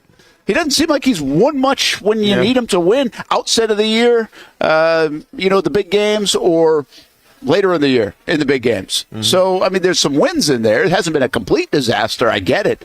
But he had some good things going at Notre Dame. He had a good staff at Notre Dame. And remember, the year he left Notre Dame, I'm pretty sure they had the number 1 recruiting class in the nation coming in the next year. So I think this is a guy that got greedy, tried to be a raging Cajun, and has whiffed on it. I mean, I think beating Ole Miss says something now, in retrospect. Yeah. But but if that's your win, the season, I think it is, honestly, so far. So anyway, I don't know how they feel. I just thought of this right here, so I haven't really researched it well enough probably, and maybe this still is a good move. But even with Saban going out, LSU usually is one of the most talented teams. Georgia, LSU, and Alabama usually have like the most 4 or 5 stars in the SEC, but they haven't done anything with it. Go ahead and say Florida so I can say I told you guys so for like the 5th week in a row. Yeah, please. I do not like going against you, but I already said, here we go. No, I think Florida's going to win outright. Yep, put it on the books. Can't wait. It's a tradition like no other. Literally a tradition like no other on this show. Sorry. Trying to tell you guys Ole Miss last week, and what do we do? Now we go Georgia. I'm going Florida. Hey, Hamby, I don't understand this. What the hell are your dogs 9.5-point favorites against Tennessee? Yeah, hey, gonna need to relax on that one. What does Vegas think? Ham, even you're taking Tennessee with the points here. Come on. I'll give you the 3 reasons why. Obviously, number 1 is uncertainty over whether Nico's availability, Amaleava, whether he plays using a concussion protocol, but he's trending right? So they probably get a point or 2 just for that. I mean, I would say he's 90% to play, but earlier in the week, I don't know, maybe that factors in. Number 2, second reason why is because Kirby doesn't lose back-to-back games. He's only done it once, and that was in 2016 in the regular season. Georgia holds Texas to 15 points. They hold Ole Miss to 22, really. In the last 3 minutes, they gave up a couple points because they fumble when they're going for it on fourth down and stuff like that. So 22 points to Ole Miss, 15 to Texas. Tennessee's offense is not very good right now, even with Nico. He's missing all the downfield shots, so they're a run-the-ball team. That plays into Georgia's favor. Thirdly, look, it's our first big home game of the year. It's at night. All of our losses have been on the road, and that's not an excuse by any means, but our losses have been by one score and really two scores, and against top 10 teams as of right now. So you're going to give us a home game against Tennessee. We're going to take it. We're not going to lose back-to-back. We're going to be 10-point favorites. With that being said, I'll take Tennessee plus 9.5. Oh, wow. I like that. The switcheroo. That was good. I appreciate that. That's my go-to, man. I have that pan for the Lions game, but never mind. Yeah, I'm taking I mean, listen, I think Georgia's going to win the football game. Yeah. Those are all good reasons, by the way. No, for sure. I just think, I think it's going to be a competitive game. I really do. I think it's going to be closer than what Vegas thinks. When I used to, exactly. When I used to bet too much on games, this is where I would fall into a trap. I'd be like, okay, you're going to get the correction, right? Mm-hmm. You're going to get Georgia's going to win because they shouldn't be. No, Georgia is who they are right now. They're not a dominant football team by any stretch. They can't just turn it on. Now, they do have one thing. What they proved to me at Texas is when that defense wants to play, and when Kirby gets in their shorts all week, that defense is going to play.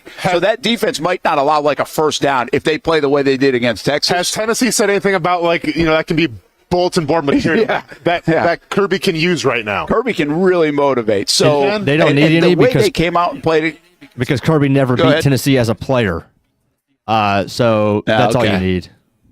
Also, actually, I guess. I don't know if that resonates to 20-year-olds, but I know. I have a better idea. Austin, I do have when he was playing. What do you got? I do have bulletin board material. I'm actually going to send them this right now, and this will be hanging in our locker room. No way, big boy. Looks like the big boy. Looks like the big boy. Looks like Precious big boy. I tell you what, man, Nick is the greatest. First of all, I heard he's under the weather, so I'm glad he's feeling better. That's unreal. I didn't see the bibs. He came in with that today for the show at Stadium As Hall. He should. Unbelievable. Oh, that's all time right there, Brent. That is great. Get this guy a credential. Is he covering the game? Get him on the sideline. Sometimes that's what college. Give him the Hamby treatment. Get him on the sidelines between the hedges. Anyway, I guess we're taking Tennessee. The problem is, what I started to say is what's the fate that you're going to autocorrect? For me, it's the defense. But Carson Beck's been throwing picks. Until he stops throwing picks, they're going to be in close games. They haven't really run away from anybody. As much as they dominated Texas, they still only won 30-15. Yeah. You know what I mean? Yeah. And that was Texas. But so I like the points here too, even though I do think Georgia will win the football game. And what's a really cool game because it's like a playoff game going into the playoffs in the last couple of weeks. All right, let's go through these quick. What do we got? Chiefs and Bills. This is the time the Chiefs lose, right? I mean, the Bills the Bills are better than them, about right? That? A little banged up though in offense. The Bills are right now. Listen, Brad, are you taking the Bills? I'm taking the Bills because this is one of the few spots that you can really pick against the Chiefs. Correct. And I also think that this is what happens. We saw this with the Patriots and the Jags years ago. Yeah. When they lost in the championship game and then they beat them in the regular season. Yeah. I think this game means so much more to Buffalo to beat the Chiefs than it does for the Chiefs to beat the Bills. Yeah. This time of year, I think they'll be ready to play. This is what's the spread again? Just -2. As for Buffalo, correct? Yeah. Yeah. See, I think this could be a 1-point game. Honestly, this is two, I think, tight-knit teams, and when that's the case, then I'm going to lean with a better defense, and I'm going to lean, honestly, right now, with probably the better offense in terms of weapons, because like I said, Buffalo's banged up. I'm not sure if Cooper's going to be playing or not. He's been having a wrist injury. Travis Kelce's starting to come around a little more. Kareem Hunt, out of nowhere, is becoming the bell cow on that running game. I got to go with the Chiefs here. They may not win it. It could be a 1-point game, but I'm taking the Chiefs with with getting some points. Hamby? I'm sorry. Who did you take, Brent? I took the Bills. Oh, I have to decide it? Yes, it's on you, man. Pressure's on. No pressure. Pal. Who did Austin take? He took the Chiefs. Oh, gosh. So that's even more pressure. If I pick against him, There weren't 3 teams in the mix. They're not playing a round robin. Oh boy. No need to do math there, Like, all right, well, if it's not one, probably the other. But all right. Oh man. I feel like we're going to continue to. We're going to get that. What was that Steelers team that went? What was it, like 11-0, and many years ago, and then ended up losing like 3 out of their last, like 3 or 4 of their kind last. of faded. Yeah. I feel like honestly we could get that Chiefs, but that would be with a win here. So I actually am going to take the Chiefs. They'll get this one, and I feel like they're due. We've been saying they're due to drop one of these games. But the road team in this matchup has had better success. Like the last 3 times, the road team has won. So I'll stick with that with the Chiefs and take them. Okay, good. That's a good nugget right there. Once you found out who's playing, Ravens and Steelers. 2.5 points for the Ravens. The Steelers have had the Ravens number. Yes, I like the Ravens here. Yeah. So here's the thing, like everything leads me to believe that it's going to be the Ravens, and I'm not proud to say this, like I think Russ is adding another element to the Steelers team. You got this Steelers defense being the Steelers defense at home. Give me the Steelers. Wow, you're just trying to mix it up and put pressure on Hamby. Hamby, just so you know right here, the Steelers and the Ravens are playing. The Ravens are 2.5 point favorite. At Pittsburgh. And Brent, by the way, I do have Russell Wilson in my fantasy quarterback this week going, so that had something to do with it. Okay. Oh, shoot, I do too. Wishful I had to thinking spot start him over Kyler Murray. See?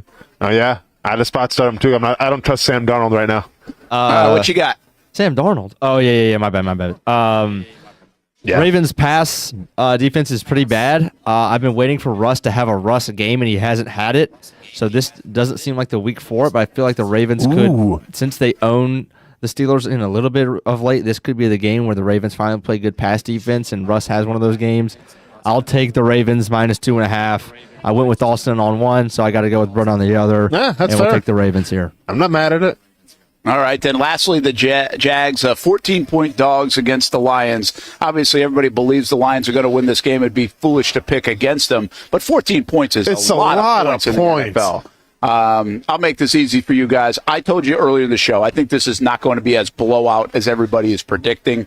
I think the Jags continue to maintain, play close. I'm not sure it's a one-score game at the end of the day, but it might be a 10-point game at the finish. So I'll take the points. I'll let you go since you've been deciding a lot of them. Yeah, look, it's at the end of the day, like Brent said, it's the NFL. 14 points is a ton. If this was Trevor, I think the line would be at 7.5. With Mac, obviously, I understand why they're going 14, but can we turn them over like Goff did? That's obviously the question that we've been asking with him throwing 5 last week. I think our defense will get 1 or 2. I think we'll lose by 10, so I'll take the Jags. We've done really well, actually, in the last 3 weeks because the Jags have been big underdogs, and we've taken them every time, and we've got them every time, so I think we got to stay on that. All right. I mean, 14 points is ridiculous. That's crazy. But we're talking 2 touchdowns, it may not be pretty, but I don't think it's going to be that ugly, especially and I get it, there's not a lot to play for right now, but we'll see what happens after this bye week. This could be Doug Peterson's swan song right now, and if that's the case, I think he's going to throw the kitchen sink at this Lions defense, or at least try to. So go ahead and give me the Jaguars as well. I don't think they're going to win the game, obviously, but I think it's going to be closer than 14 points. All right, let's go with that. Hey, Hamby, are you able to get Coach Davies in? He's up and ready to go when you get a minute, so just give us the green light, and instead of taking a break, we'll talk a little UNF men's soccer in just a moment. I can see him in there, so you just let me know, Jason, now that the picks are in. So just as... This will make it easy for Casey, too, if he's watching the segment. Texas, Florida, Tennessee, Jags, Chiefs, Ravens. Those are our picks here on the Brent and Austin Show. We're playing against Miller and Moulton in the morning. We're playing against Young and Norvell in the afternoon. And Casey's No Name Show on Saturdays, 10 a.m. until noon. You can catch that on the Action Sports Jacks 24/7 network tomorrow with Nick and Casey. And there's something on the line. We just don't know what yet. We got plenty of weeks to figure that one out still. So... We will get ready to talk a little UNF men's soccer. What a week! What a couple weeks it's been at UNF between basketball stuff, men's and women's soccer, both coming off fantastic seasons, and the men's soccer season still alive. And right now, Jamie Davies, the men's soccer coach at the University of North Florida, joins us. Coach, thanks for taking a few minutes, and your guys got to be pretty fired up to come off the practice field and get ready for a championship game tomorrow night. That's it. Thank you. Appreciate you having me on. The boys are buzzing. It's not often you get to play in a championship final game with everything on the line and a chance to go to the NCAA tournament. So, they're excited. They're going to give everything for it. Central Arkansas, what do you know about them? What's the matchup look like for those that folks that don't know a lot about these two teams? Yeah, we played them in the season. They got the better of us. They've scored 12 goals in the last 3 games, so they're quite an attacking team. We've scored a lot of goals as well. They have a unique tactic. They man mark all over the pitch. So if you think about basketball, kind of man marking on a small area, and you imagine doing that on a soccer pitch, it's quite an interesting tactic. So, our guys experienced it the first time round, and they'll be ready for it the next time round tomorrow. Coach, how much of it is, seeing your opponent say, okay, we have to stop this, we have to do this, we have to contain this, and how much of it is actually you just saying, looking at your players saying, hey, as long as we do what we're supposed to do, we're not worried that, what the opponent's going to throw at us? Yeah, and we're more like that. We kind of concentrate on ourselves more kind of every training session and games because we want to be more of the dominant team. I think we just, this is a very unique way of defending. So mentally, you've just got to understand that you're going to have someone, behind you every single second of the game, and you've got to be really good on the turn and have creative movement. So, we'll focus on ourselves because we've got some attacking threats that are really good. So hopefully we spend more time with the ball.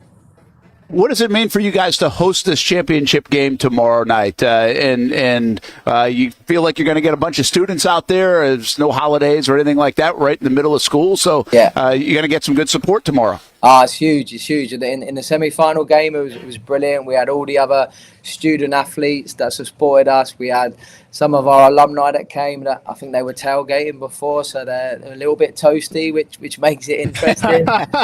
And we have kind of bleachers behind both of the goals, so it kind of adds for that kind of European atmosphere where you've got people behind and they're giving stick to the keeper and stuff like that. So it was fun, and I think we'll get the rest of the Jacksonville soccer community out here on Saturday night too. Well, congrats on all the success, Jamie Davies. Just you're new to this program, and are you surprised at how quick this has kind of happened to be in a championship game? Yeah, a little bit. I think sometimes in any season you've got to have a little bit of luck, right? And we've definitely had that. But I think this group's been through so much adversity that when it started to click and we got confidence and the coaches just showed a little bit of belief in them, they got better and better. And then they were like, oh, we can do this. And then it becomes real. So, it could have gone the other way easily, but it went this way, and we're happy to be here, and we're going to give it everything for the last game. What does it mean, or what would it mean to win an ASUN championship and get that bid? Yeah, I think we spoke to the boys at the start of the season, and we're like, okay, we want to put UNF on the map. We want to make sure people, not just in Jacksonville, around the nation, know who UNF are.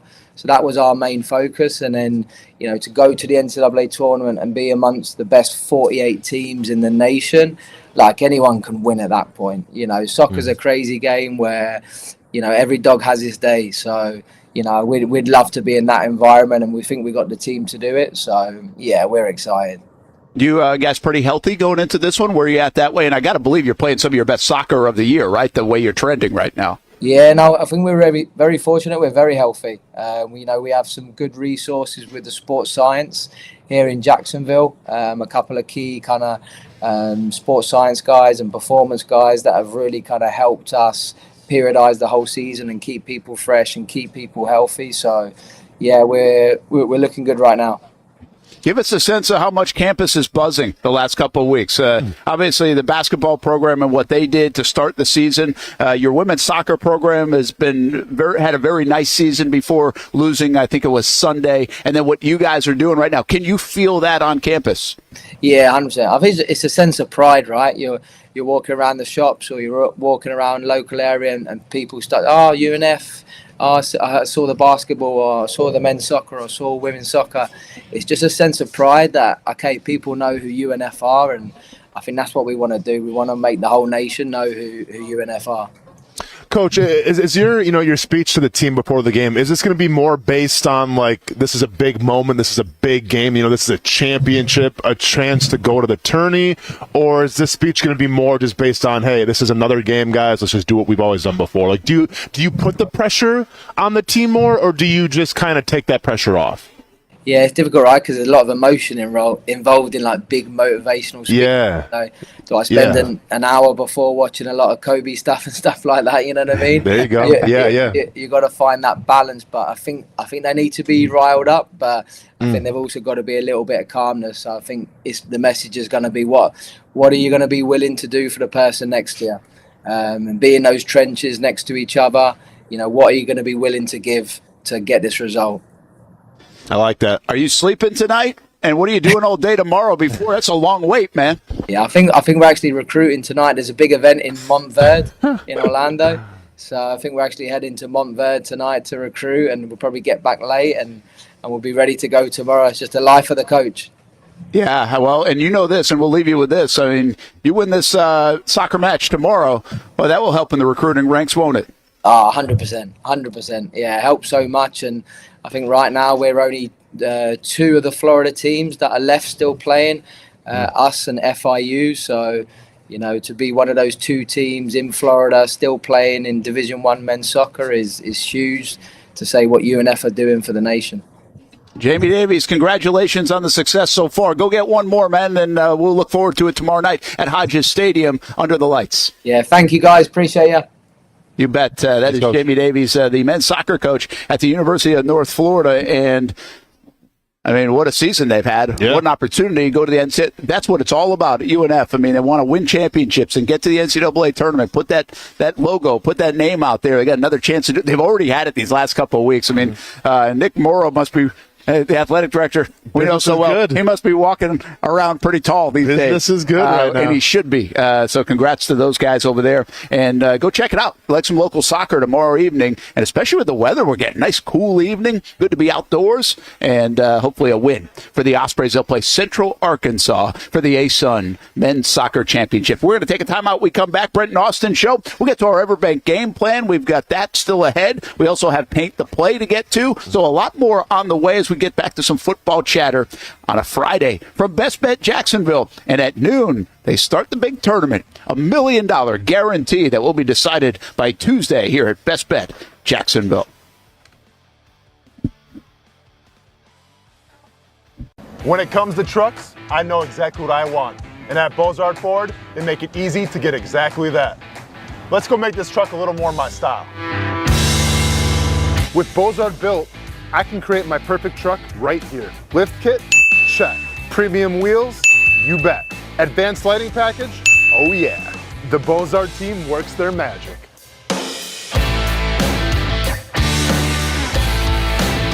From bumper to tailgate, I'm making this truck mine. It's everything that I wanted and more. From the field to the gym to weekend adventures. This truck's built for my journey. Bozard Built. Customized for your lifestyle, built to exceed your expectations. Check out the inventory and available options at bozardbuilt.com.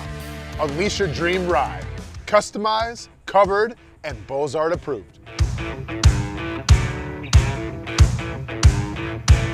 It's a new logo, new branding. With Bold City Heating and Air, it's an old school approach. One of the few locally owned and operated air conditioning businesses left in Jacksonville. It's hot, Florida in the summer. You can't do much to avoid it, but you can keep cool with Bold City Heating and Air. It's every customer counts kind of service, from when these trucks have pulled up to my home over the last couple of years and when they pull into your driveway as well. From communication to pricing to the actual service, everyone at Bold City Heating and Air cares about you. You know who is coming to your house. You know they will be well trained, and they will respect your home. Air conditioning convenience at boldcityac.com. Stay cool while it gets hot. Bold City Heating and Air can help. Don't get caught sweating all summer. boldcityac.com, and they have financing to help. New systems starting at $110 a month. and $50 off any repairs. Stay safe, stay comfortable with Bold City Heating and Air at boldcityac.com. Homegrown in your hometown. When it's time to get a new car for anyone in your family, just remember, nobody but Nimnick, the #1 Buick GMC dealer in Jacksonville. Get the latest price breaks on 2023 and 2024 models or the newest 2025 vehicles in the showroom on Phillips Highway or shop online at nimnickbuickgmc.com 24 hours a day. GMC Sierras, Yukons, and the redesigned Acadias, or get the all-new redesigned line with Buicks. It's nobody but Nimnick, and part of the reason why is this is a first-class buying experience here at Nimnick Buick GMC. You're not just a customer, you're a friend. This is about getting a vehicle that best fits you and getting you on the road, and also helping you and your family down the road. Nimnick has a treating you right guarantee, courtesy, respect, fairness. And most Buicks, GMCs, and Jacksonville's only Car Bravo dealer, nobody but Nimnick. Who has put in the most years and stands behind a better experience? Nobody but Nimnick. GMC. We are professional grade. If you need a quality play this football season at your home, call That One Painter First Coast. Locally owned and operated, experienced employees, no builder grade materials. And there's more, and for that we throw it to Noah Schlicksup. That One Painter First Coast can apparently help your kicking game too. Well, after my failure on skinny sticks last year on Creekside game day, I've spent a lot of time out here at Creekside practicing my kicks. There's only one issue. How is that even possible? The good news is I know exactly who can help. That One Painter can handle all your painting needs, from field goal posts to cabinets to stucco. They got you covered. Though they may not be able to help with my kicking, they can certainly help with the posts. Call That One Painter First Coast today for all your painting needs at 904-495-1373.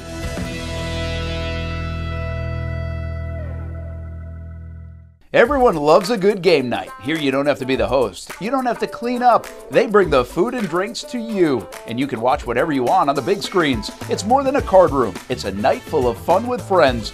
Best Bet Jacksonville, Orange Park, and now the newest location here in St. Augustine, right off 95 at exit 311. A brand new clean room, a full bar and menu, my favorite sushi in town. And I love the fries too. You don't have to just play poker at Best Bet. That's why I come over here to the table games and play one card poker. That's a pretty good card and a win. One card poker is like war as a kid, you against the dealer. And this isn't the only fun table game to play. A friendly staff, a lot of fun. It's a good night out at Best Bet Jacksonville, Orange Park, and the newest location in St. Augustine. You can be a serious player or a novice. It doesn't matter. If winning equals fun, you're a winner every time at Best Bet. I'll save you a seat, and I'll see you down here at Best Bet St. Augustine. Welcome back to the Brent and Austin Show, streaming on the Action Sports Jax 24/7 network. Welcome back, everybody, our Everbank game plan. And we do this each and every Friday here on the Brent and Austin Show and then pay it off and see if it works. And we haven't been very successful. Well, these are game plans to get a Jags win, so I don't think many things have been very successful. We're trying, everybody. For the Jacksonville Jaguars. Don't forget to mention, to enter the Shadows sweepstakes. You've been seeing our commercial for it with Everbank. It's kind of a cool scene and a different scene. And what the heck, enter, see if you can win, and a couple more home games to be a part of the Shadows in the Vault with Everbank. Brent Martineau and Austen Lane back at Best Bet Jackson. It's really starting to get busy in here. It's going to be a pretty cool vibe. This be a fun spectator sport, I think, over this weekend with $1 million on the line, right? Yeah, man. It'd be kind of fun to watch it, peek in and out of it. And I do believe there's some live coverage of it. Let me just double check. That's coming up on the 19th, actually. So on Tuesday, the final day, you can watch on Best Bet Live. So check it out. If you get an opportunity, I think they'll probably be right here at this final table where we are at. All right, so for the game plan, there's been so many things to fix, Austin. Yep. The defense has seemingly found a couple ways to fix things. They're getting more turnovers. They've made huge plays. They're preventing points from being put on the board the last couple of weeks or scoring by themselves. Again, things that we just didn't see in the first 8 games from this defense. They kept things in front of them. They morphed themselves into a different defense last week based on their opponent. Mm-hmm. we'll see. There's a little bit more confidence I have in those guys, maybe playing with some confidence, right? And playing with some momentum and maybe getting another turnover or two. And I've got this hope that Jared Goff's going to go in a little bit of slump like maybe Jaden Daniels is in right now, right? And you're going to turn the football over. So I really think it's about the offense, but go ahead and say what you're going to say. Yeah, and I think, are we going to do the paint the play today as well? We will. Okay, cool. So I'm going to allude to this more and paint the play, but I think it's a unique circumstance here with Jared Goff. Like, all right, if you look at the Jaguars right now, sure, run the ball a little bit, set up the pass, do your thing. But I almost feel like Dan Campbell's going to go out of his way to try to regain the confidence in Jared Goff, right? Because, like, if you want to look at it and say, okay, what are the Lions playing for? Because they should win the game. Well, this could be a game to gain your momentum back, right? Especially when we're talking about towards the latter end of the season where it's all about finding that groove. It's all about finding that rhythm by the time you enter the playoffs. So to me, this is going to be the game that the Lions try to get Jared Goff back on track. And maybe they're going to be doing a little more passing when they should be doing a little more running. So I feel like if that's going to be the case, and this is going to be, going down to paint the play with Savage making a great play last Sunday, it's going to be like, be on your P's and Q's here. Just because it's third and short doesn't mean it's going to be a run here. Just because you think it's going to be a run, because we've seen it so many times in the Lions before, doesn't mean they're not going to try to give Jared Goff some more confidence and boost his numbers up a little bit. So I think if you're on defense, do a lot of the same what you did against Minnesota. And our offense would only take it from here. Yeah, because I think that's where the Everbank game plan has to come into play, right? What are you going to fix on offense? Third downs, try to fix it. They were a little better, 4 of 10. First downs were horrendous. They were in second and whatevers last week. They can't seem to run the ball right now. You got to find a way to run the ball. You got to get the ball to Brian Thomas Jr. I mean, there's just so many things to seemingly plug. And all of them, quite frankly, have to come to fruition in this game. Like the things that you have not done well have to start happening. You've got to get the ball to Brian Thomas Jr. early, get him involved. You've got to be able to get first downs because your time of possession the last 2 weeks has been 22 minutes and like 17 and a half minutes. Unacceptable. Can't do it. I'm a little concerned about the defense having this compounding problem of fatigue where 11 weeks into the year, they're getting a bye week way late. And on top of that, they've been on the field for 80 of the 120 minutes the last 2 weeks. I think that's a problem, especially against the Detroit offense, which seems to present a problem. So I actually think they've got to plug them all, man. They've got to be better on first down. They've got to get the ball to Brian Thomas Jr. They've got to find a way to balance their backs and make them a part of this offense. If you're picking up first downs, you can do that. And they've got to be good on third downs because that's the only way to continue to keep the football. So they don't have to be heroes here. Yeah. I just think they have to do that. And there's one other element of this game. And this is when you're 14-point underdogs and you're not playing good and the other team's a really good football team. You need a lot of this stuff to go right. That's just the way it goes. They probably will try to steal a possession somewhere in this game. I don't know. I'm guessing. They haven't done any of these. You can't do onside kicks anymore because you got to announce. Yeah, but it can be a fake punt. Sure. Like a fake punt situation to keep the chains moving if you're stalling out, especially early, so you can get some of that early momentum and keep the defense off the field. Look out for that this week.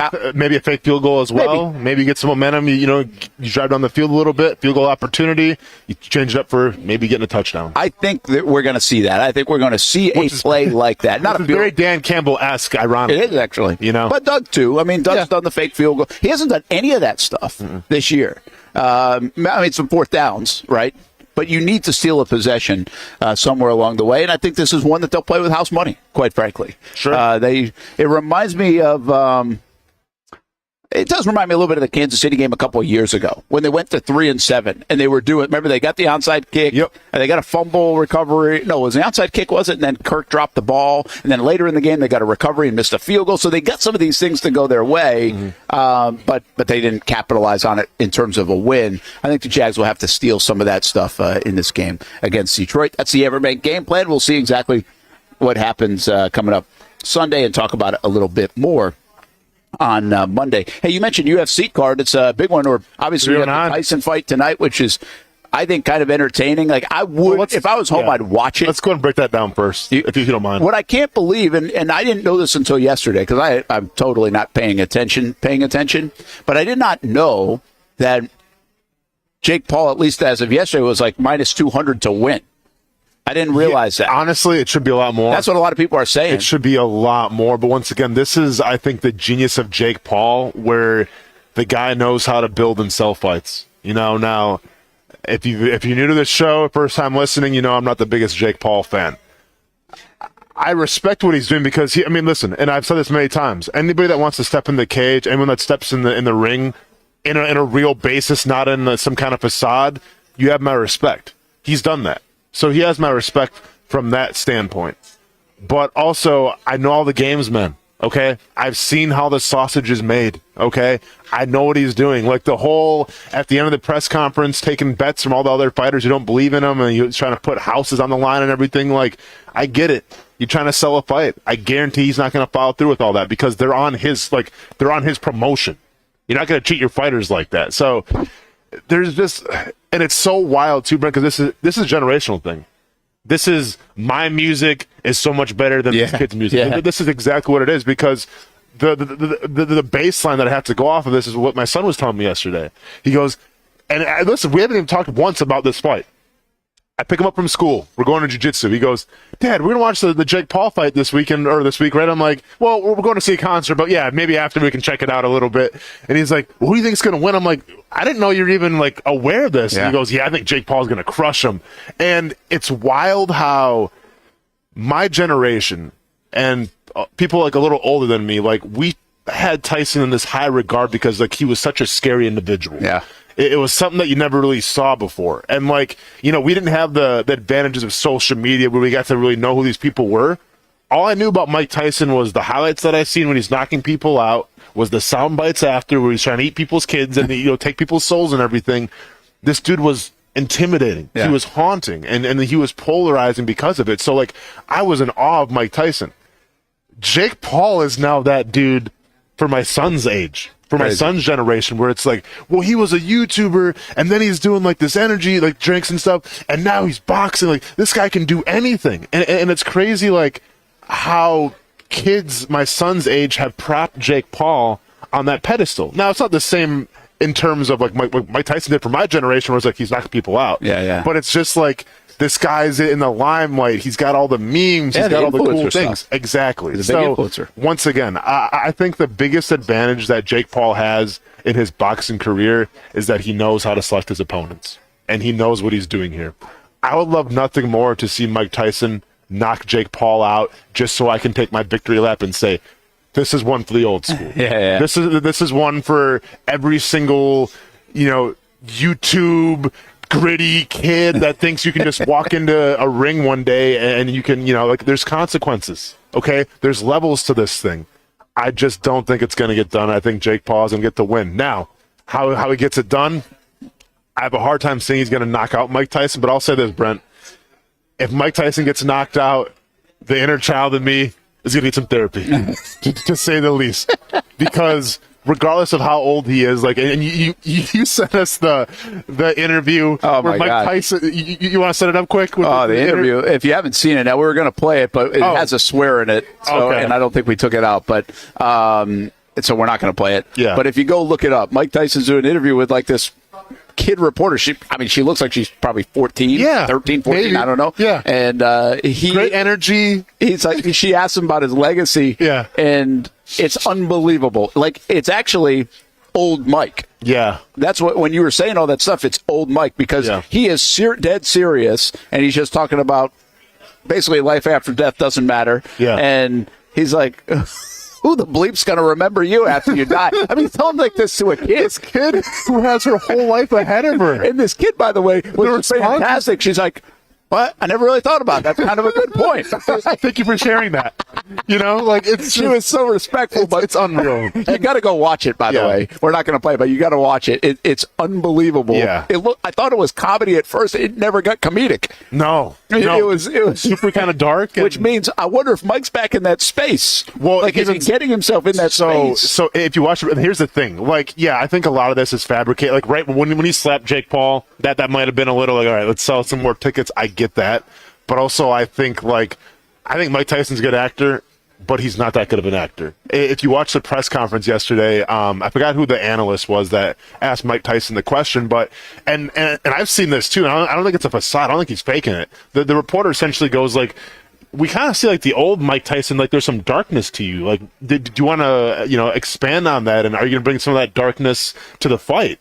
And he looks right down the barrel of the camera and he goes, "It's not darkness. Like, I'm bringing the devil with me, on Friday night." And I believed him, like You believed him.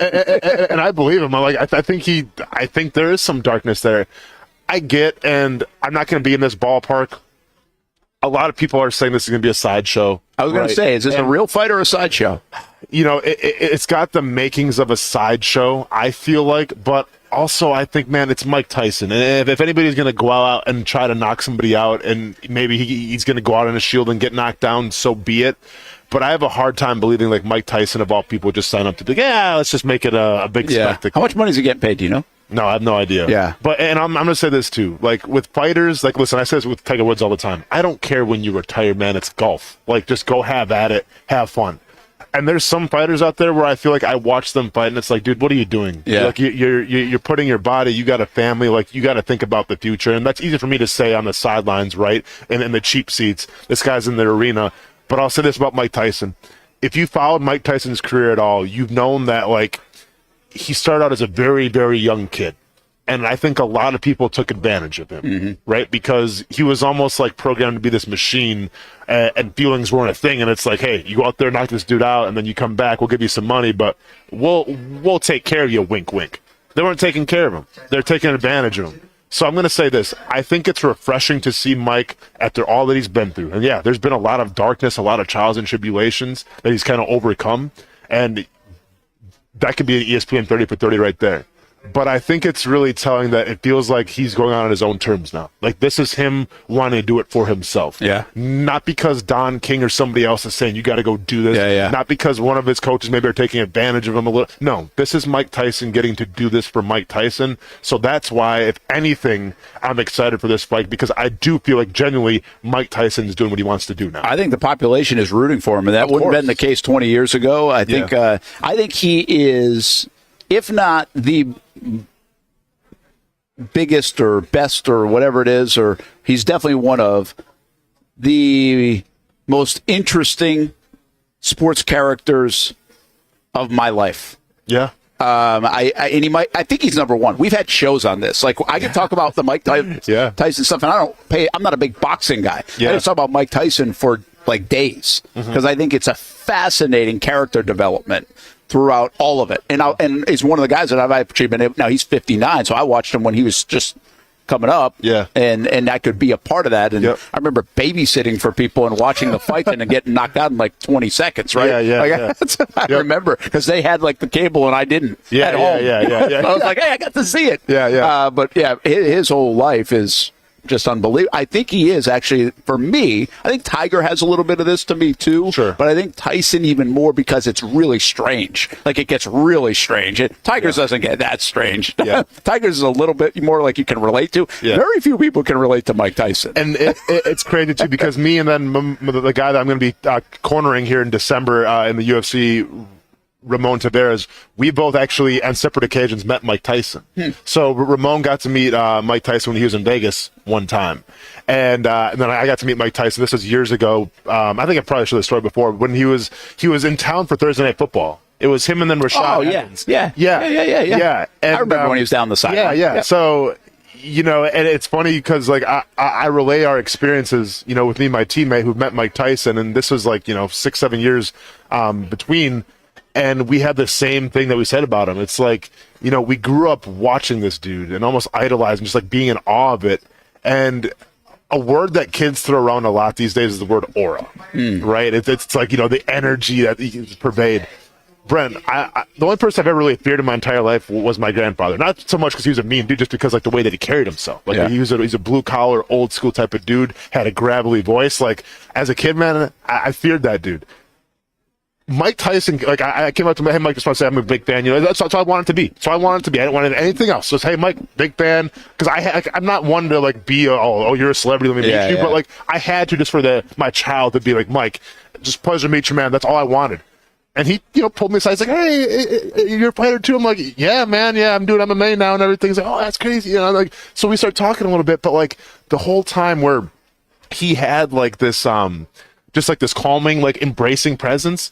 But then I looked at his eyes. I'm like, dude, There's a lot in there, man. That dude is still in there. Yeah. That dude that I grew up watching, that bit, I remember when he bit Evander Holyfield's ear off, that guy's still in there too. So and that's exactly what my teammate said too. He's like, dude, he was so nice and so inviting. But you look at him and you feel his energy. It's at any moment. Yeah, you just wonder that old guy could come out again. Well, we're going to find out tonight. It is fascinating. I'm kind of interested in it. I'm never interested in Jake Paul, Logan Paul, whatever Paul. But I am fascinated by it. Yeah. And I'm probably not going to be able to watch it because of high school football and Kaylee's playing a game and stuff. But I'll be checking it out. And I'll watch the replays and we'll get it quickly and all that stuff. But it's kind of a fascinating night. Hey, let's do this. Take a time out. We come back with UFC. Big card, by the way. So we'll get Austin's thoughts on that. Josina Anderson sharing something, but did she really share anything? Not sure, but it actually brings up a question that I have that I find somewhat interesting on the future of the Jags front office and coaching staff. We'll get to that noon hour just ahead here on the Brent and Austin Show as we get things rolling. $1 million guarantee underway here at Best Bet Jackson, the World Poker Tour all weekend. And, of course, Friday Night Blitz tonight, 10:30 on the Action Sports Jax 24/7 network. You can see it on Fox 30 after midnight when college football's over, and you can also see it on CBS 47 at 11:15. We'll have all the highlights from around the area. Week 1 of the high school football playoffs in the state of Florida. We'll be right back. Welcome to Everbank Stadium. We call the stadium the bank. Here inside the Jaguars locker room, this is called the Vault.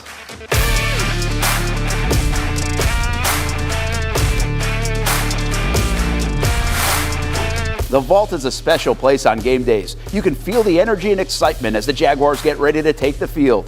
And Everbank has made a way for Jaguars fans to be a part of the action. Each home game, Everbank will select a winner and a guest to be a part of the shadows. Be there up close and personal when the Jaguars leave the Vault to take the field. Not only that, the Vault Lounge provides a VIP pregame tailgate experience. High-end food, beverages, music, and more. Want a chance to be part of a VIP experience at a Jaguars game? Enter today at everbank.com/shadows, and you could find yourself in the shadows with the Jaguars.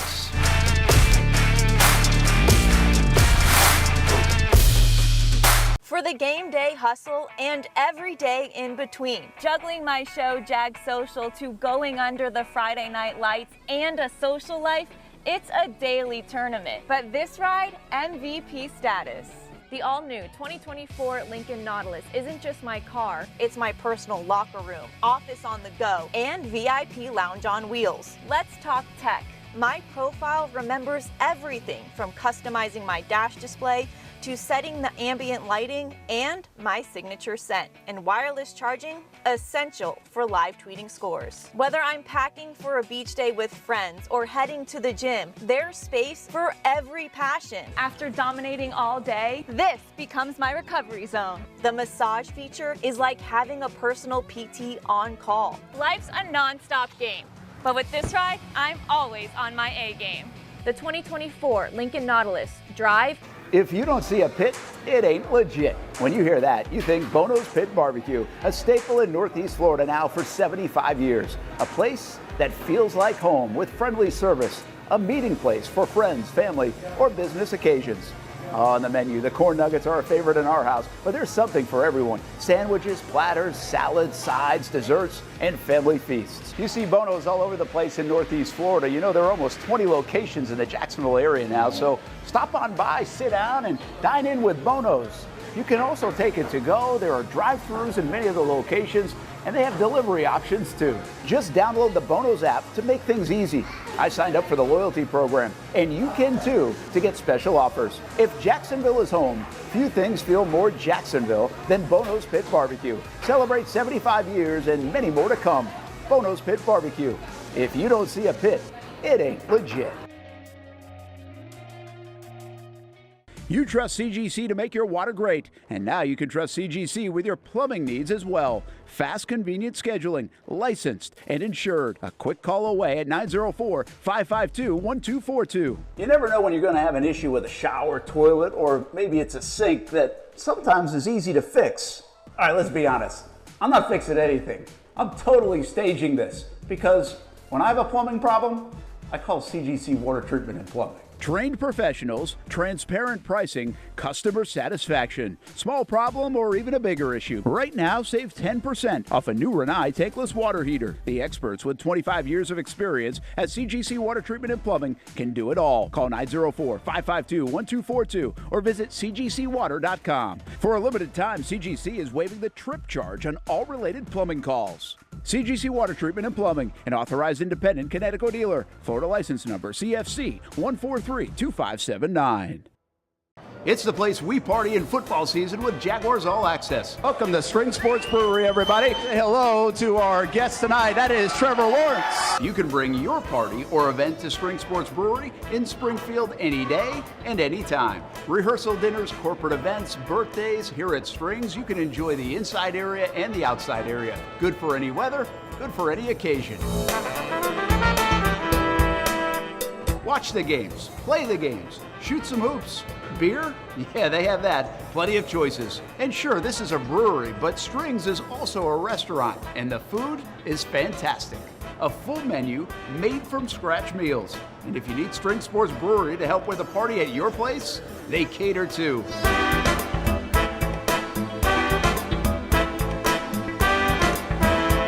Family, beer, food, sports. Spring Sports Brewery in Springfield.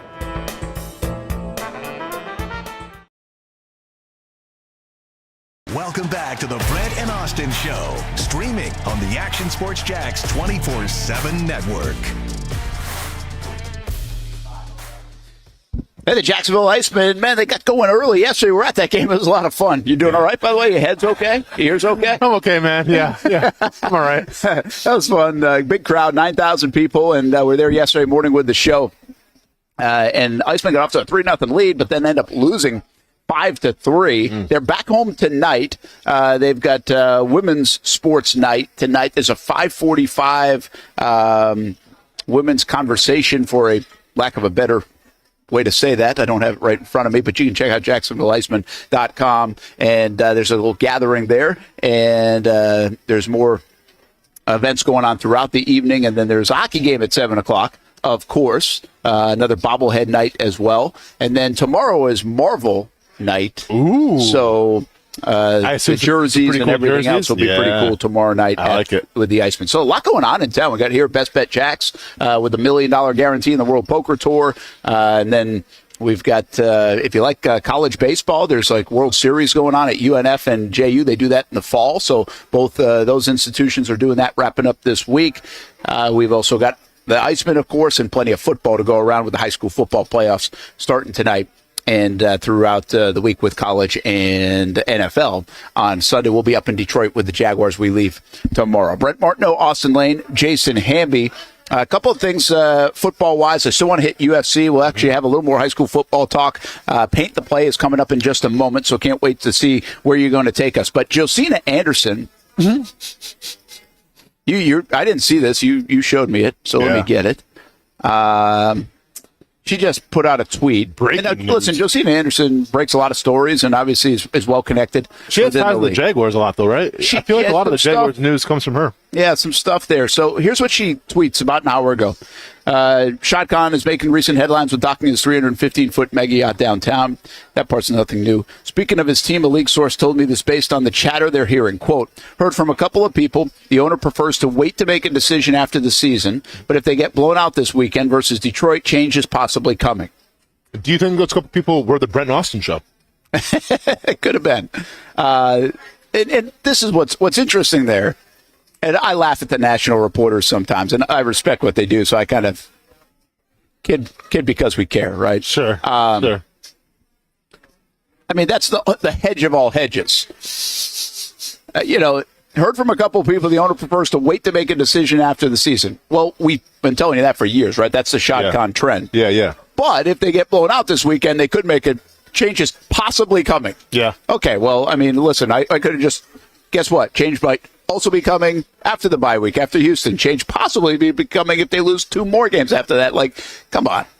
Nobody knows. It could rain today, unless it doesn't. Nobody knows, and this is what I want to make clear, and I was talking to somebody else about this yesterday. Nobody knows with Shad. And if you think you know, you don't know. Mm-hmm. Doug doesn't know. Trent doesn't know. Heck, I believe sometimes Tony Khan doesn't know.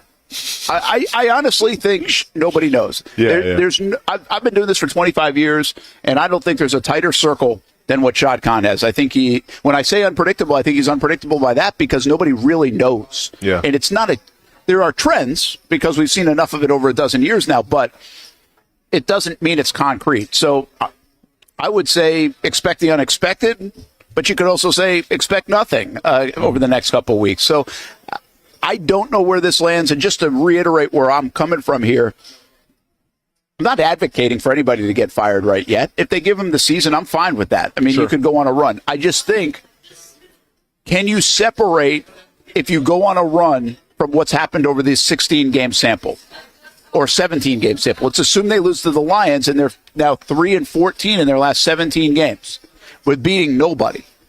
If they were to win 5 out of 6 to end the year, while you say, hey, great job, way to not lose the team, and you were oh so close to what-if stuff, Can you separate the fact that you beat nobody? You were beating teams with 2 wins and 3 wins. Yep. You still have no signature win. And does that muddy up what just transpired over the last year when you went 3-14 in a 17-game stretch, which was a very critical stretch for this organization? So, again, no problem if you wait. I don't think you're losing in the Ben Johnson sweepstakes if you're the 5th team to fire your whatever it is. You got plenty of time. I think you've got to be able to separate those two things. I don't know what it proves if the Jags win 5 out of 6 to end the year, other than, hey, listen, we knew they were capable, and Doug kept the team together and everything. Does that carry enough weight to squish the 3-14 mark of the last 17? That would be my guess, and that's a very tricky conversation to have.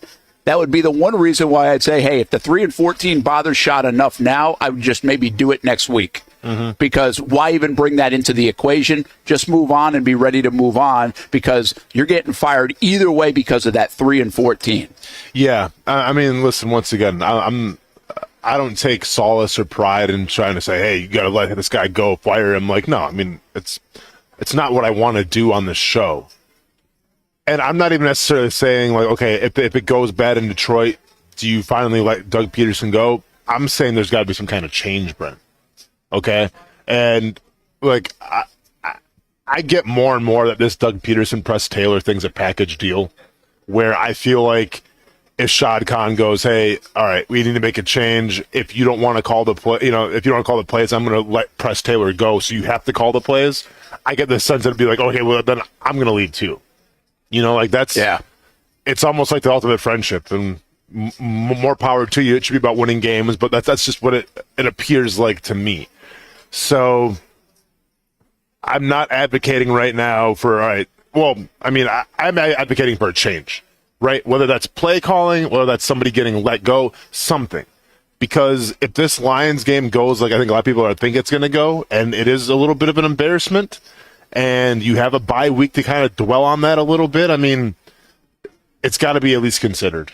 So the other part of this Josina Anderson thing is that she says in this sourcing and talking to people, is it fair if Shad Khan were to fire Doug Peterson and whoever else or make changes when your quarterback hasn't played the last 2 games? Listening to the Brent and Austen show, isn't she? So, and we brought this up. And we wondered weeks ago if this could be an excuse, actually, for these guys. But let's just dial it down to now that we're here and potentially could be here. Trevor did not play for 2 weeks. Does that come off a little goofy to fire anybody if you didn't have your quarterback for these 2 weeks? Brent, I said this after the Vikings game, okay? You're supposed to be an offensive team. That's supposed to be your identity. And Mac Jones was Mac Jones against, Minnesota Vikings. It did not look good. So it's not an excuse because people deal with injuries all the time. I get it's your quarterback. I don't care. Like, if your offensive identity is supposed to be one that can put up points, that can drive the ball, and you haven't really done it all season, and now you have the backup quarterback who can't do it. Like, we've seen teams. I alluded to Green Bay. Green Bay loses Jordan Love. Okay, they still win games with Malik Willis, who looked dead to rights when he played in Tennessee. Good teams can find ways to win. Good teams can find ways to use their backup quarterback and have success. So, no, it's not an excuse. It's a performance-based business. Yeah, here's what I would say to that, too, and I kind of agree with all this, is you're not basing anything that you're making a move on over the last 2 weeks.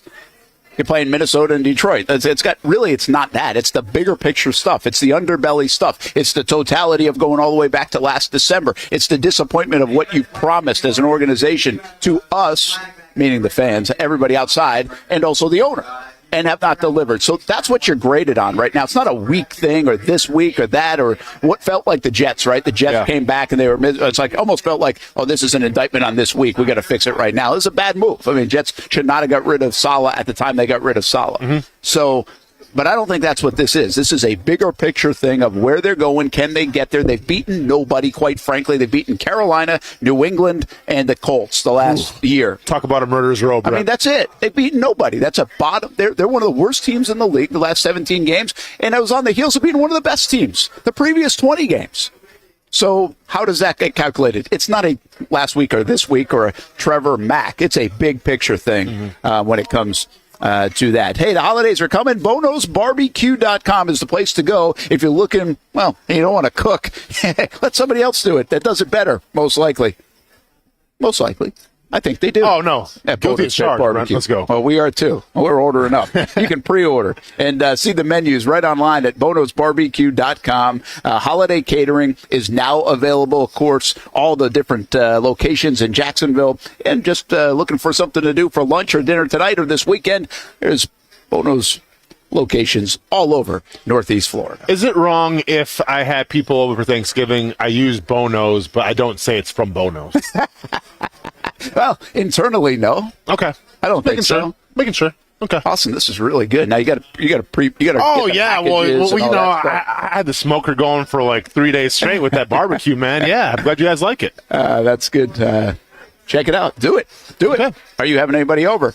Or do you have to bring a dish? Just go get a dish from Bono. That's a good point too. Yeah, I mean, I'm sure we'll have some people over. You know how it goes, Brent. It's the giant block party at the beach that we got to go to first. That's Lynch's.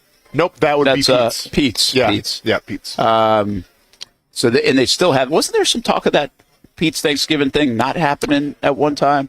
Maybe, but no, it's still a thing. Okay. There's still thousands of people out there. I can go there. Yeah, man, come on.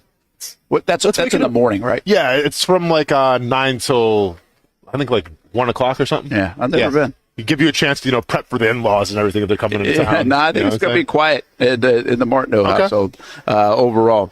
Brent Martineau Austen Lane, Best Bet Jacks. Things are really happening here with the $1 million guarantee. Yeah. That will take place over the next handful of days. It just started at noon. A lot of backpacks showing up, Brent. A lot of backpacks and a lot of people wearing shades right now. Got a lot of poker pros up in here. A lot of people think they're going to be here for a long time. I think so, yeah. Open 24 hours a day through the weekend here at Best Bet Jacks off Monument Road. They have like massagers too. Do you know that?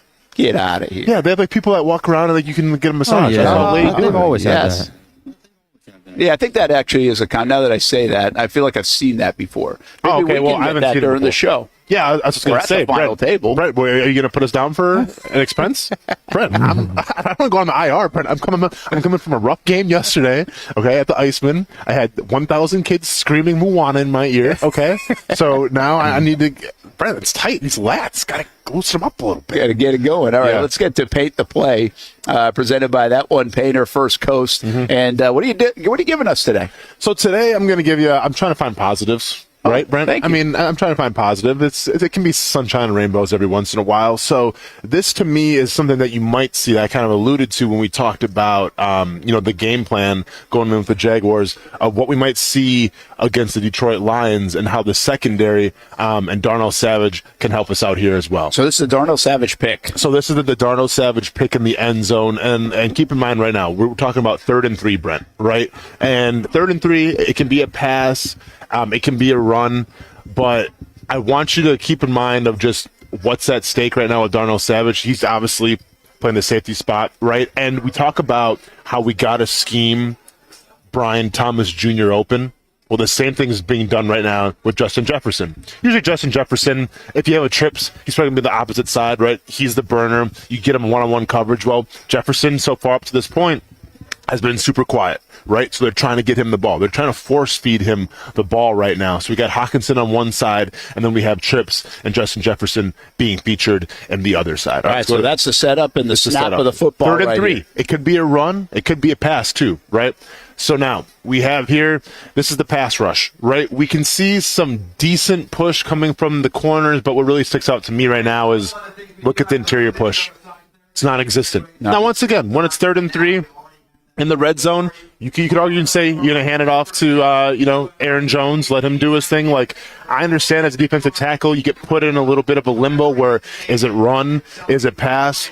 But right here we see that Sam Darnold has all time in the interior-wise to make a pass here. Yeah, he's got a pocket he could step up in if he wants to. Also, interesting to note, on this big play, because everybody's been stuck on this, you've got Abdullah and Armstead as your edge guys, who actually are doing a pretty decent job. Not ideal, for 3rd and 3, but obviously they're doing a decent job here. But interior, the push, I get it. Maybe you thought it was going to be a run. It's not, but now this is where you got to start bull rushing or doing something to put some more pressure on that quarterback, especially against a guy like Jared Goff, who once again, May isn't the most mobile guy, but you want to make him uncomfortable. All right, next one. Where do we go?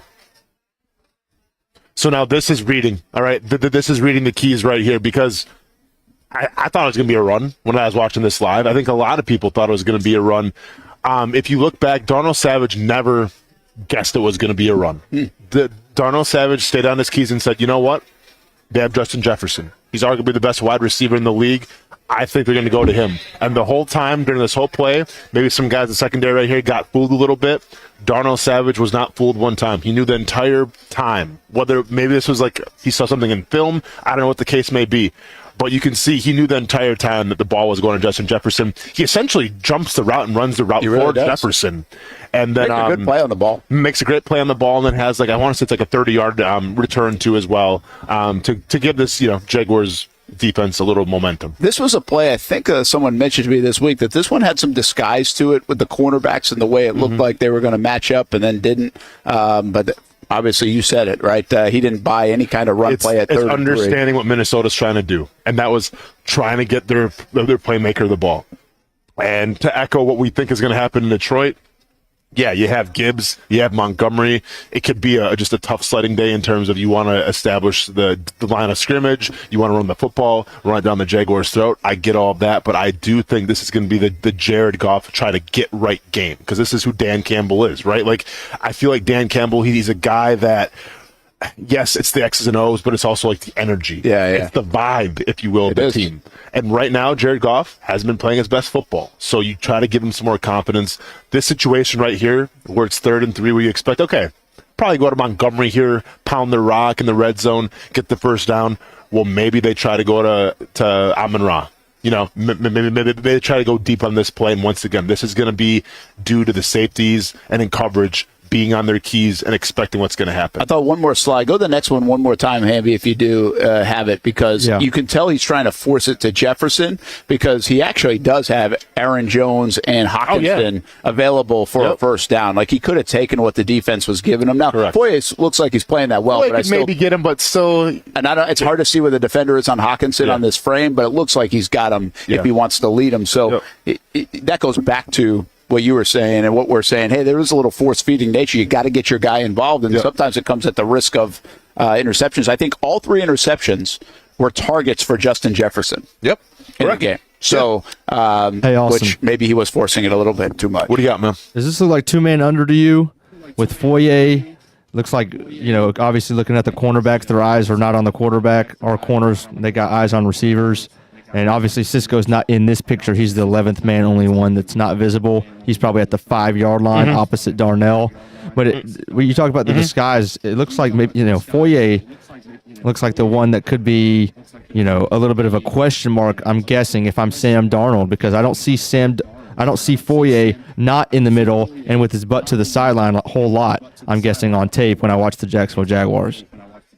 So what this came down to, I think, with Foye is the fact that I think he had the running back here. And I think, once again, if he's playing on the outside, we call it the seam flat, right? So I think Foye here out of the zone coverage, because what do we see? We see a lot of, man coverage.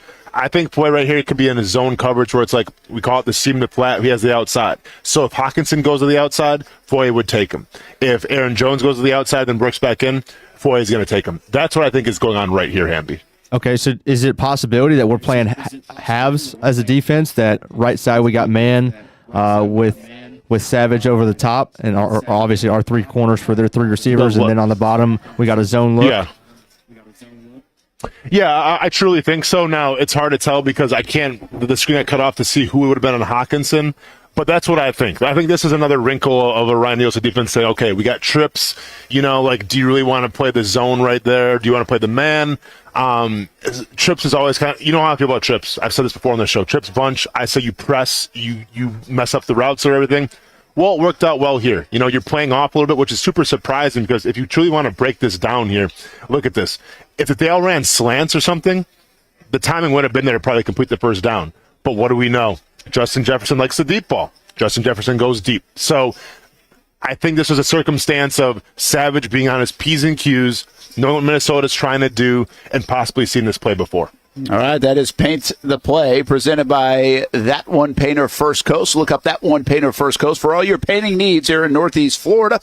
And give them a call, our friends at That One Painter First Coast. We love Paint the Play, so we'll look at the next one. Hopefully there will be some good ones to paint for the Jaguars on Sunday against the Detroit Lions. We're going to take a timeout. When we come back, we'll talk a little more high school football. We'll go down to St. Augustine. And don't forget about our friends at JacksPal. Go to jackspal.org. Brent Austen Show, the Action Sports Jacks 24/7 network, in partnership with JacksPal, as they do a lot of programs for the kids in our area. You can make a donation. You can also get involved and see how your kids can be involved with the programs around Northeast Florida simply by going to jackspal.org.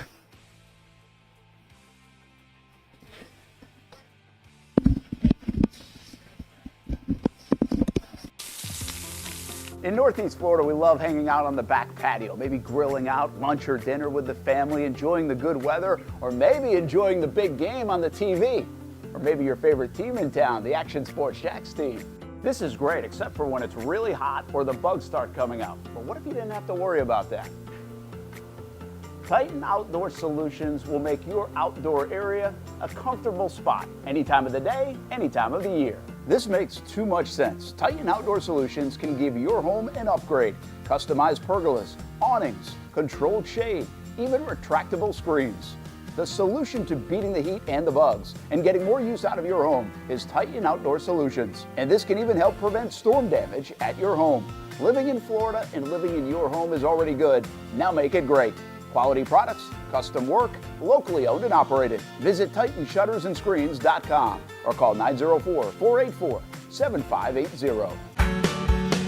People helping people. It's at the core of what Alive Credit Union is all about, and it's been that way for over 70 years. From the start in 1954 to today, the mission remains to inspire financial wellness and give you a financially fit lifestyle. Alive Credit Union and its employees are committed to not only serving their valued members, but also our community here in Northeast Florida. I had a chance to see that commitment firsthand as Alive partnered with our Action Sports Jacks 24/7 team to bring you Armada men's and women's soccer broadcasts. Inside the 18, it is a shot, and it's a goal!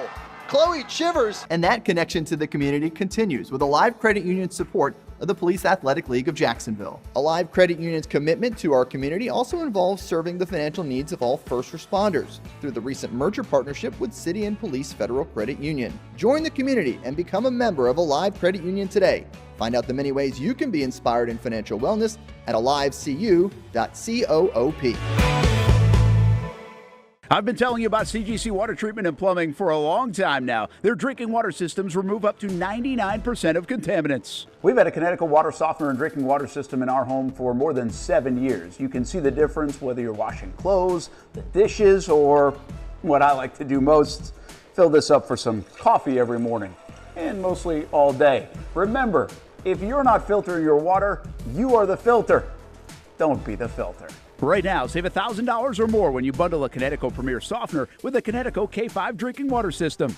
The experts at CGC Water Treatment and Plumbing will test your water for free and determine your water score. Don't know your water score? CGC will find out and recommend the appropriate Kinetico water treatment solutions so you can improve it. Call 904-552-1242 or visit cgcwater.com. Ask about our 90-day love it or leave it guarantee. CGC Water Treatment and Plumbing, an authorized independent Kinetico dealer. Florida license number CFC 1432579. Baker Sports is local sports. Uniforms from Pop Warner and Little League to travel ball, high school, and college. They make you look good. They help you play good. Baker Sports has been helping families make memories that will last a lifetime with their Baker's Buckets. We've got a lot of these filled with baseballs and softballs in the garage. I've been throwing batting practice to Ty and Kaylee for years and also sit on the Baker's Bucket, catching Kaylee while she practices her pitching. Baker Sports is homegrown, and a lot of employees that used to play on local ball fields now work for Baker Sports, now helping you look good, play good, and make memories of your own. Visit Bakersport.com to see what Baker Sports can do for you. Custom apparel, Nike, Under Armour, Adidas, embroidery, screen printing, and more. Baker Sports is local sports from Jacksonville to anywhere in the Southeast. Bakersport.com.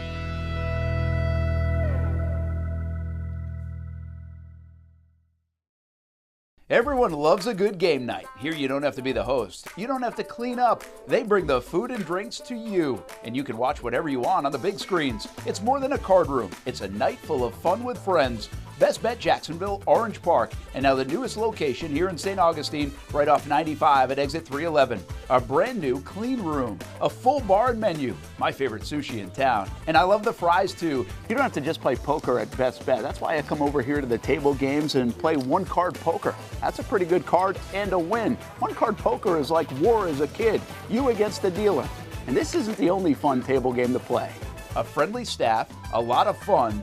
It's a good night out at Best Bet Jacksonville, Orange Park, and the newest location in St. Augustine. You can be a serious player or a novice. It doesn't matter. If winning equals fun, you're a winner every time at Best Bet. I'll save you a seat, and I'll see you down here at Best Bet St. Augustine.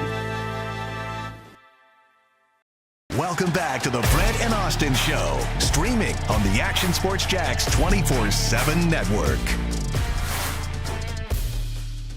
Hey, we're having some fun here, hanging out at Best Bet Jackson. We're also having some fun because it's Friday night high school football playoffs, and the weather's going to be beautiful for it.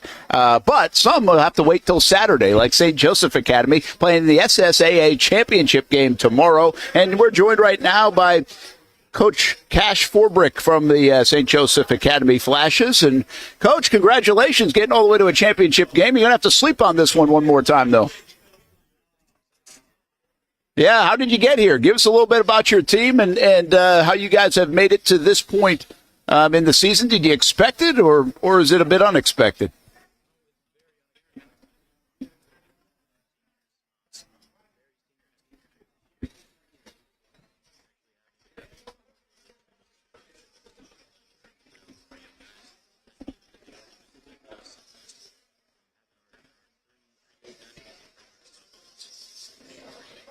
Yeah, give us a sense of what you guys try to do offensively, defensively, and how it works. I mean, everybody just jumping in. I mean, there's the FHSAA, and then we've had a lot of folks and a lot of teams now going over to the SSAA, smaller programs usually throughout Northeast Florida, really throughout the state of Florida. It's a growing number, but it obviously it presents these opportunities for your kids, right? And this is a really cool opportunity.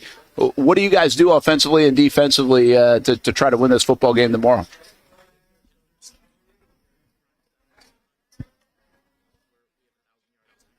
Hasn't been a St. Joe in a long time, and he likes to run hard, and hopefully that'll suck up the DBs and we can try to throw over top of them. Defensively, we run a 3-4. Our outside linebackers are always outside, and our tackles try to make sure that they're unblocked, and that's going to be huge for us because they have two 1,000-yard backs on the other side of the ball.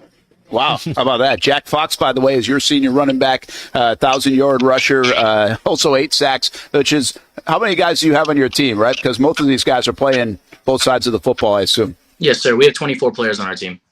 Yeah, how about that? Yeah. No rest, Austen Lane. No, listen, man. I mean, as someone who grew up in central Wisconsin, who had to play both ways as well, I mean, I know about what that takes. And I think, Coach, alluding to it, when you talk about your senior leadership, like how important is that, though? Because I feel like when you have the upperclassmen who kind of purvey the fact of what you're trying to coach, show the younger guys the way and everything, it's a big thing. But are you kind of nervous? I mean, and hopefully this season goes great for you down the line, but are you nervous in next year? Like, how do you replace that senior leadership? Yeah, and that's something that has been a huge topic of discussion for us. We're losing 9 seniors, which is a big chunk of our team. Luckily for us, our juniors coming up have been huge contributors to the football team. All 4 of them go both ways. So that is going to play a big part in them leading by example when they're on the football field. Our junior quarterback leads the offense, and he does a pretty good job at it. And just the last 2 weeks, he started playing DB for us, so he'll be a huge part in it too. His name's Cody Ott. Coach, you came over from the St. Augustine program. You're a St. Augustine guy. You played under Joey Wiles, and I'm going to believe you're taking a lot of the things that Coach Wiles and you guys did at St. Augustine and trying to implement them to the best of your ability, because we know it worked over there across the street. Yes, sir. I actually speak to Coach Wiles pretty often about just getting some advice from him, but the biggest thing that I take away from what he had us do at St. Augustine is how seriously you have to take the weight room, especially with smaller guys, and making sure that they're in the best position with their bodies to succeed. Coach Cash Forbrick with us, St. Joseph Academy head coach. You're just 26 years old. How much have you learned being a head coach here in this season alone? Honestly, sometimes it feels like I'm flying by the seat of my pants. So learn a lot just on how to deal with administration, school, other things. There's a lot more to being a football coach when you become the head coach than you think when you're just an assistant coach. So it's been an experience for sure. How fun is it, though, like that part of it, learning and something new, but also with success, right? I mean, you guys, it's easier to do all those things when you win at football games. You got the kids' attention. Are you having fun with it? Yes, sir. Of course. I definitely have I believe, a closer relationship to my kids, considering I'm only about 7 years older than them. So it's easy for me to connect with them. Honestly, I went through the same things they went through less than a decade ago. So we can talk about that and connect with that. And it's an amazing experience. Honestly, it just feels like a blessing to be in this position. What position did you play? I played right guard. So you going up against some of your defensive guys still? I mean, 26 years old, you can do that. At like 45 or something, you can't anymore. Yeah, my first year, when I was a younger 22, I would line up and play some scout team, but then a couple of helmets to the face will get you to stop doing that. Coach, I mean, they always say, like, everyone has like their welcome to the high school football moment, or like, I mean, I got to play in the league for 5 years, so I had like my welcome to the NFL moment. Has there been a welcome to coaching moment for you? Honestly, the welcome to coaching moment was around when I first started, and having to understand that just because I understand something doesn't mean that the kids understand it, and you have to find a different way to approach teaching. Not just the kids, but every kid learns differently. So you really have to have a different way to deal with every single kid individually, which is a little easier at a smaller program like ours. I only have 24 to deal with. How about the SSAA and obviously playing for this championship tomorrow? Is this a good spot for you guys? And do you like what's going on in the state of Florida with a lot of, as I described earlier, a lot of these schools are shifting over to here for various reasons, but it does seem like it gives opportunity to some of these smaller schools with 24 kids on a field to play for things like this. Yes, sir. I view the SSAA as a blessing. I mean, when we were in the FHSAA, despite them putting us in 1A, we're still going against a lot bigger programs with a lot more helmets on the sideline, which is a hard thing to do when you have kids going both ways. And being able to come over here and end the season competitive and in the playoffs and give the kids a reason to play, not only play, but to have a way to remember their time here. It's been a really special year for my seniors. Yeah, I think that's a great opportunity for them. And maybe one more big memory coming up tomorrow. Good luck tomorrow against Jupiter Christian, 1 o'clock in the championship game. I don't know. I haven't seen Eric Hurley in a while, but you guys having a beard game contest down there in St. Joseph Academy or what? I don't know, but if we are, I'm losing. Yeah, he's a tough one to top, man. Good luck tomorrow. Good to see you. Thank you. All right, that is Cash Forbrick, the head coach, St. Joseph Academy. Good to give them some love in this FHSAA playoffs start tonight, and we talk a lot about that, but we also do show a lot of the playoff action, and we did last week of the SSAA, and there's been some interesting things that have happened in there throughout the playoffs so far, but good luck to St. Joseph Academy tomorrow against Jupiter Christian, 1 o'clock game for all the marbles in the SSAA championship. Brent Martineau, Austen Lane, and you've got a big UFC card, not you, but to watch at least. To watch, yeah. This is a big weekend, right? You said Huge up in New York, UFC card. Madison Square Garden. Tell us about it. Yeah, so you got UFC 309 featuring what a lot of people, including myself, would call the GOAT and John Jones. Coming back after a couple years being out, he had an injury. This fight's been it's been a lot of time in the making, taking on Stipe Miocic, who's arguably the greatest heavyweight fighter of all time, some people could say. It's going to be a great matchup. You know, Stipe is a giant underdog right now because it is John Jones. John Jones had one fight at heavyweight against Cyril Gane, and he put him away in 30 seconds. Right, so we haven't really seen a lot of John Jones in terms of what he can do at heavyweight. He's kind of been given some hints that this could be his last fight, along with Stipe as well, no matter how this whole thing shakes out. So that's going to be the main event. You know, that's going to be the draw. The co-main event is really the fighters fight there. You got Michael Chandler, who's been in just nonstop wars. The guy's always in an exciting fight. He's almost like another Justin Gaethje, who's friend of the show, by the way. He's taking on the rematch of Charles Oliveira, who is really like, if you're a fighter, he's probably your favorite fighter. But this is a guy who came out in the UFC early on and found a lot of problems, struggled a lot, had a lot of losses, was kind of on the doorstep of getting cut from the UFC. Turns it all around, starts incorporating a lot more with his family and his fight team. He finds the right combination, and now this dude's an absolute killer, whether it's striking or whether it's on the ground. The guy can beat you anywhere. So Charles Oliveira and Michael Chandler is going to be the co-main event, and then also featured is going to be Bo Nickel, who's kind of like the next big thing, it seems like, in the UFC. Former Penn State wrestler, national champion. Kind of, you know, just kind of like the it guy right now for the UFC is taking on a guy by the name of Paul Craig, who's a Scottish fighter. Keep in mind, it's going to be a wrestler versus a jiu-jitsu specialist. So it could be an interesting matchup there as well. What John Jones, I mean, like you said, everybody believes he's like the best, right? Correct. But when he fought last, was that the first fight in forever? Oh, yeah. And this might be his last one. So what, he come back to kind of say, hey, I can do it again, and then maybe see you later? It's kind of an interesting deal with John Jones. Yeah, so it's funny because John Jones said that I think he said when he beats Stipe, the only fight that he wants is Alex Pereira, which makes sense because Alex Pereira, if we've talked about before, is the biggest name right now in MMA. It would involve Alex Pereira moving up another weight class, which I think would benefit John Jones because Alex Pereira's wrestling, you know, it's good, but it's not to John Jones' level. So it's a smart matchup for Jones just because, you know, you could take him down. It's a big name. It makes it look good. Well, Tom Aspinall right now is the interim heavyweight champion out of England, and he's kind of built up a little resume of himself. He's good everywhere. He's got good grappling, can knock you out with one punch. Jones doesn't want to fight him for whatever reason. The reason that John Jones said he doesn't want to fight Tom Aspinall is because Tom Aspinall, and I can't repeat what he said, but it's kind of an a-hole is what he said. Okay.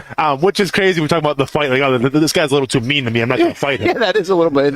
Especially when you're the GOAT, right? Well, Dana White came out and said last night in the press conference that the winner of this fight will fight Tom Aspinall. So now and I think John Jones is going to agree with this. I think John Jones might walk away if he wins this fight.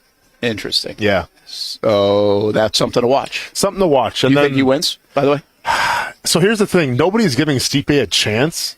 And I don't understand why, because it's not like John Jones has knockout power per se. He hasn't knocked somebody out in forever. Stipe does have power in his hands. I think John Jones gets it done somehow, whether he just grinds it out for 5 rounds with wrestling and everything. But if Stipe throws that cross and knocks Jones out, I wouldn't be the least bit surprised. Is this the best card in a while? I don't feel like we've had a better card in UFC in a bit. Yeah, you know, I mean, the last pay-per-view with Cleo Roundtree and Alex Pereira was definitely a barn burner, but I'm saying from top to bottom, yeah, this is one of the better cards that you're probably going to see all year, and especially at Madison Square Garden.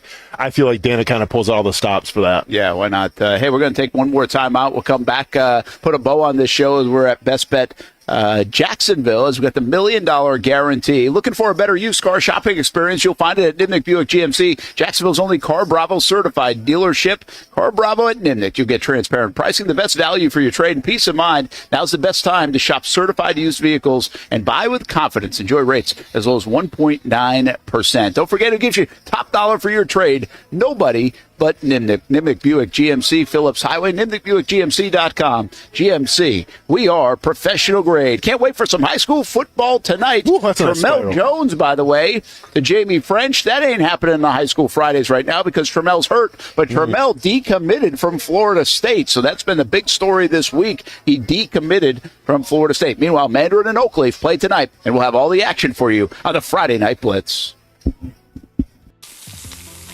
In Northeast Florida, we love hanging out on the back patio, maybe grilling out lunch or dinner with the family, enjoying the good weather, or maybe enjoying the big game on the TV. Or maybe your favorite team in town, the Action Sports Jacks team. This is great, except for when it's really hot or the bugs start coming out. But what if you didn't have to worry about that?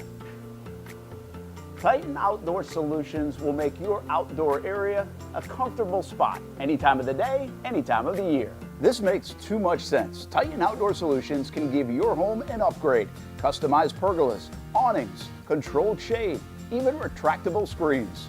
The solution to beating the heat and the bugs and getting more use out of your home is Titan Outdoor Solutions. And this can even help prevent storm damage at your home. Living in Florida and living in your home is already good. Now make it great. Quality products, custom work, locally owned and operated. Visit TitanShuttersAndScreens.com or call 904-484-7580. People helping people. It's at the core of what Alive Credit Union is all about, and it's been that way for over 70 years. From the start in 1954 to today, the mission remains to inspire financial wellness and give you a financially fit lifestyle. Alive Credit Union and its employees are committed to not only serving their valued members, but also our community here in Northeast Florida. I had a chance to see that commitment firsthand as Alive partnered with our Action Sports Jacks 24/7 team to bring you Armada men's and women's soccer broadcasts. Inside the 18, it is a shot, and it's a goal! Chloe Chivers! And that connection to the community continues with Alive Credit Union's support of the Police Athletic League of Jacksonville. Alive Credit Union's commitment to our community also involves serving the financial needs of all first responders through the recent merger partnership with City and Police Federal Credit Union. Join the community and become a member of Alive Credit Union today. Find out the many ways you can be inspired in financial wellness at alivecu.coop. I've been telling you about CGC Water Treatment and Plumbing for a long time now. Their drinking water systems remove up to 99% of contaminants. We've had a Connecticut water softener and drinking water system in our home for more than 7 years. You can see the difference whether you're washing clothes, the dishes, or what I like to do most, fill this up for some coffee every morning, and mostly all day. Remember, if you're not filtering your water, you are the filter. Don't be the filter. Right now, save $1,000 or more when you bundle a Connecticut Premier Softener with a Connecticut K5 drinking water system.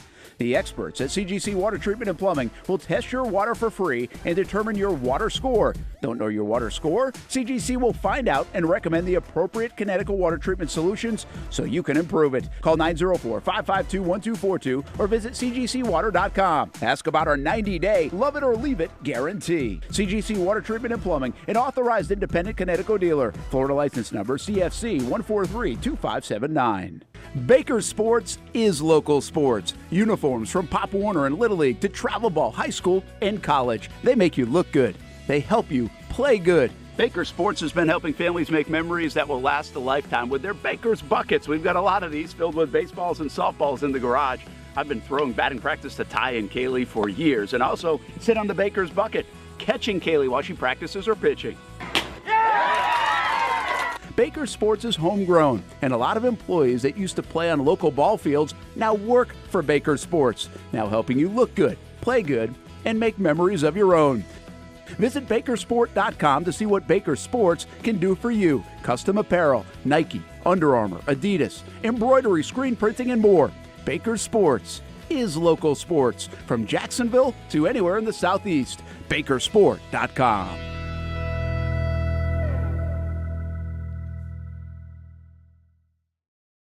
Everyone loves a good game night. Here you don't have to be the host. You don't have to clean up. They bring the food and drinks to you, and you can watch whatever you want on the big screens. It's more than a card room. It's a night full of fun with friends. Best Bet Jacksonville, Orange Park, and now the newest location here in St. Augustine, right off 95 at exit 311. A brand new clean room, a full bar and menu, my favorite sushi in town. And I love the fries too. You don't have to just play poker at Best Bet. That's why I come over here to the table games and play one card poker. That's a pretty good card and a win. One card poker is like war as a kid, you against the dealer. And this isn't the only fun table game to play. A friendly staff, a lot of fun. It's a good night out at Best Bet Jacksonville, Orange Park, and the newest location in St. Augustine. You can be a serious player or a novice. It doesn't matter. If winning equals fun, you're a winner every time at Best Bet. I'll save you a seat, and I'll see you down here at Best Bet St. Augustine. Welcome back to the Brent and Austin Show, streaming on the Action Sports Jax 24/7 network. Hey, we welcome you back to Best Bet Jacksonville, and we are underway. It's kind of fun, actually, listening during a commercial break. Take your headphones off. All you hear is chips. It's just chips all over the place right here in this area. We've got a bunch. We're trying not to actually yell too much. Do we need to have our golf voice on they need full concentration? We'll get ready for slam poetry because people about to feel a certain type of way about it. But what are you going to do? Slam poetry in a NBA slam poetry in a golf style. voice. We're talking about the master style. Yes, that's a good way to do it. Tradition like no other.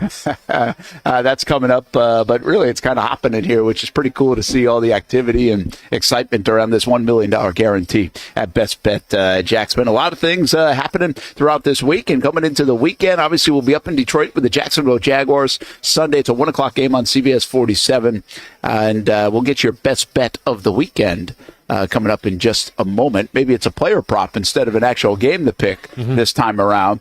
But first, let's get to NBA slam poetry. Nice and quiet. Nice and quiet. A nice quiet version. Ambi, we have of any NBA audio? slam poetry. Make sure you keep the audio down a little bit. Don't want to be a distraction here. Millions of dollars on the line, literally. Is there not music? It's fine if there's not. I can't hear if there is. Okay. I can't find it. I can't hear it anyway. Yes. Ambi, do we have Anybody you else still heard it? there?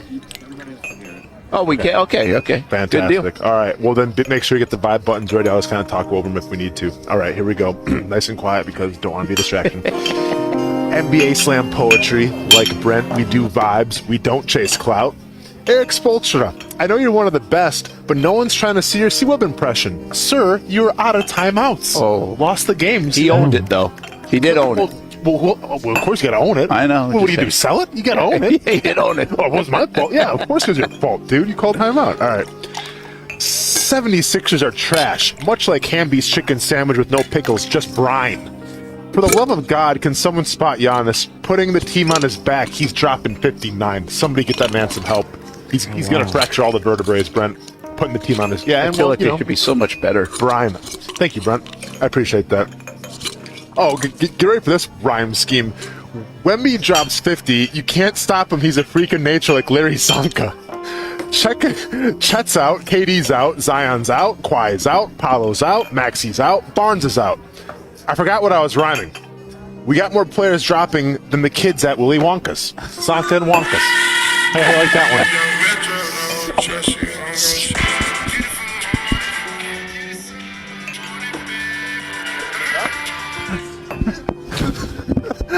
Which has happened there? Why did we hear that? We haven't heard anything, but we heard that. As if I didn't have PTSD enough from the game yesterday and in my ears. Hamby's tripping, so... Father, stretch my hands, but nicely done, Hamby. Brent, this is where I kind of want to go crazy because it's a John Morant one, but you want me to keep quiet? Yeah. You sure? Second week in a row. Okay. Uh-oh. And let me do it again. Uh-oh. Jaw is out. This is Jaw too real. No one approved of this. There is no Jaw seal. I'm crying in my pillow at night. Call it a Jaw squeal. It doesn't make sense. Like rocking a white helmet with black jerseys when your color is supposed to be teal. Teal. We need some teals. Yeah, get some teal back, We right? get that Kelly Green with the Philly and everything. Yeah, I know. We need some teals. We'll get a teal helmet soon enough. Joker is the MVP favorite. Again, can't pronounce his name like Brett Favre, but he's going for 4. Someone check on Drake. Toronto sucks much like the Knicks and the Big Apple. They seem to be missing their Nova core. Man, they're missing get KT, this is what happens. And last but not least, so this has been NBA Slam Poetry. Hope it was a jam, and I hope it was a hit. If you didn't really understand it, just take the Doug Peterson approach. I'm not explaining it because, well, you wouldn't get it. Oh, come on, Brent. Oh, we're doing the boom? We're doing the boom? Oh, man. Why can't we come up with something like that? I'm sorry? Why can't we come up with something like that? Because we have too much respect for ourselves, Brent.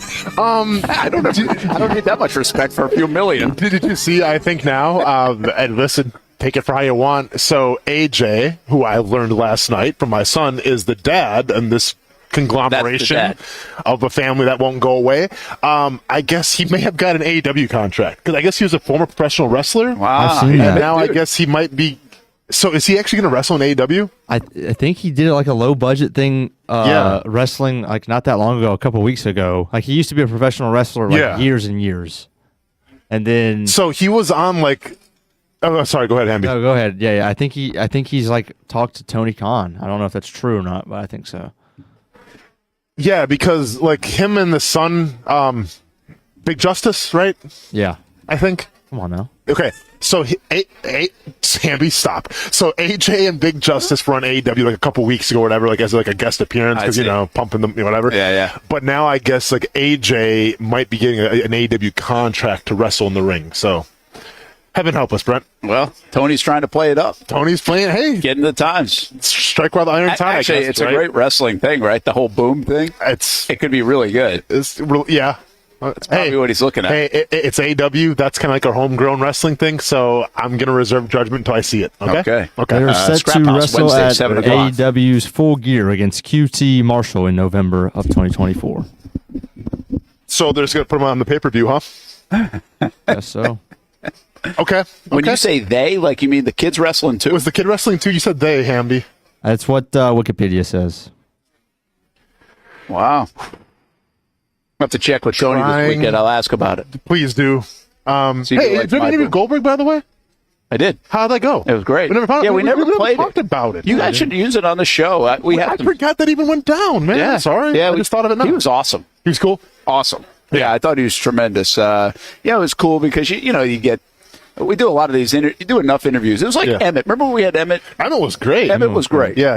But the Emmett, like he's done so many, I could easily see him been not great. Sure. Like sure, just sure. okay, I'm here again. Another interview, and I've answered these questions a million times. Yeah. But I thought Goldberg had a chance to be like that too. He was just terrific. It was really cool how much he loves the football part of it. Like he said on his gravestone, I'm putting Goldberg, defensive lineman, Georgia. That's money. And he said, "That's cool." I asked him a little bit about the wrestling part of it, and he's like, "Yeah, it's a job." Yeah, like totally looking at the job. The football stuff he has a passion for. He loves it. He loves watching his kid go play. He talked about his relationship with his kid who's at Colorado. Yeah. And so good. And then the coolest thing about that was, so I'm emceeing the event. Mm-hmm. And he gets up, and poor everybody else who had to give speeches, right? Sure. Because you're talking about the mic skills of a professional wrestler. Yeah. And he was good, and he was unscripted. Okay, cool. But then he would he just had some lines that were fantastic. Nice. I forget them now, but it was just really good. Like he had the place going. So, awesome. Hey, great Bill Goldberg experience at the Georgia-Florida Hall of Fame luncheon. We could pull that out. You could even use it. There are a couple of wrestling questions. We went a lot of football, too, but there are a couple of wrestling questions. You got a job to do. I forgot about it. Wednesday, next week. Use it. Mm-hmm. Because he now, I don't know.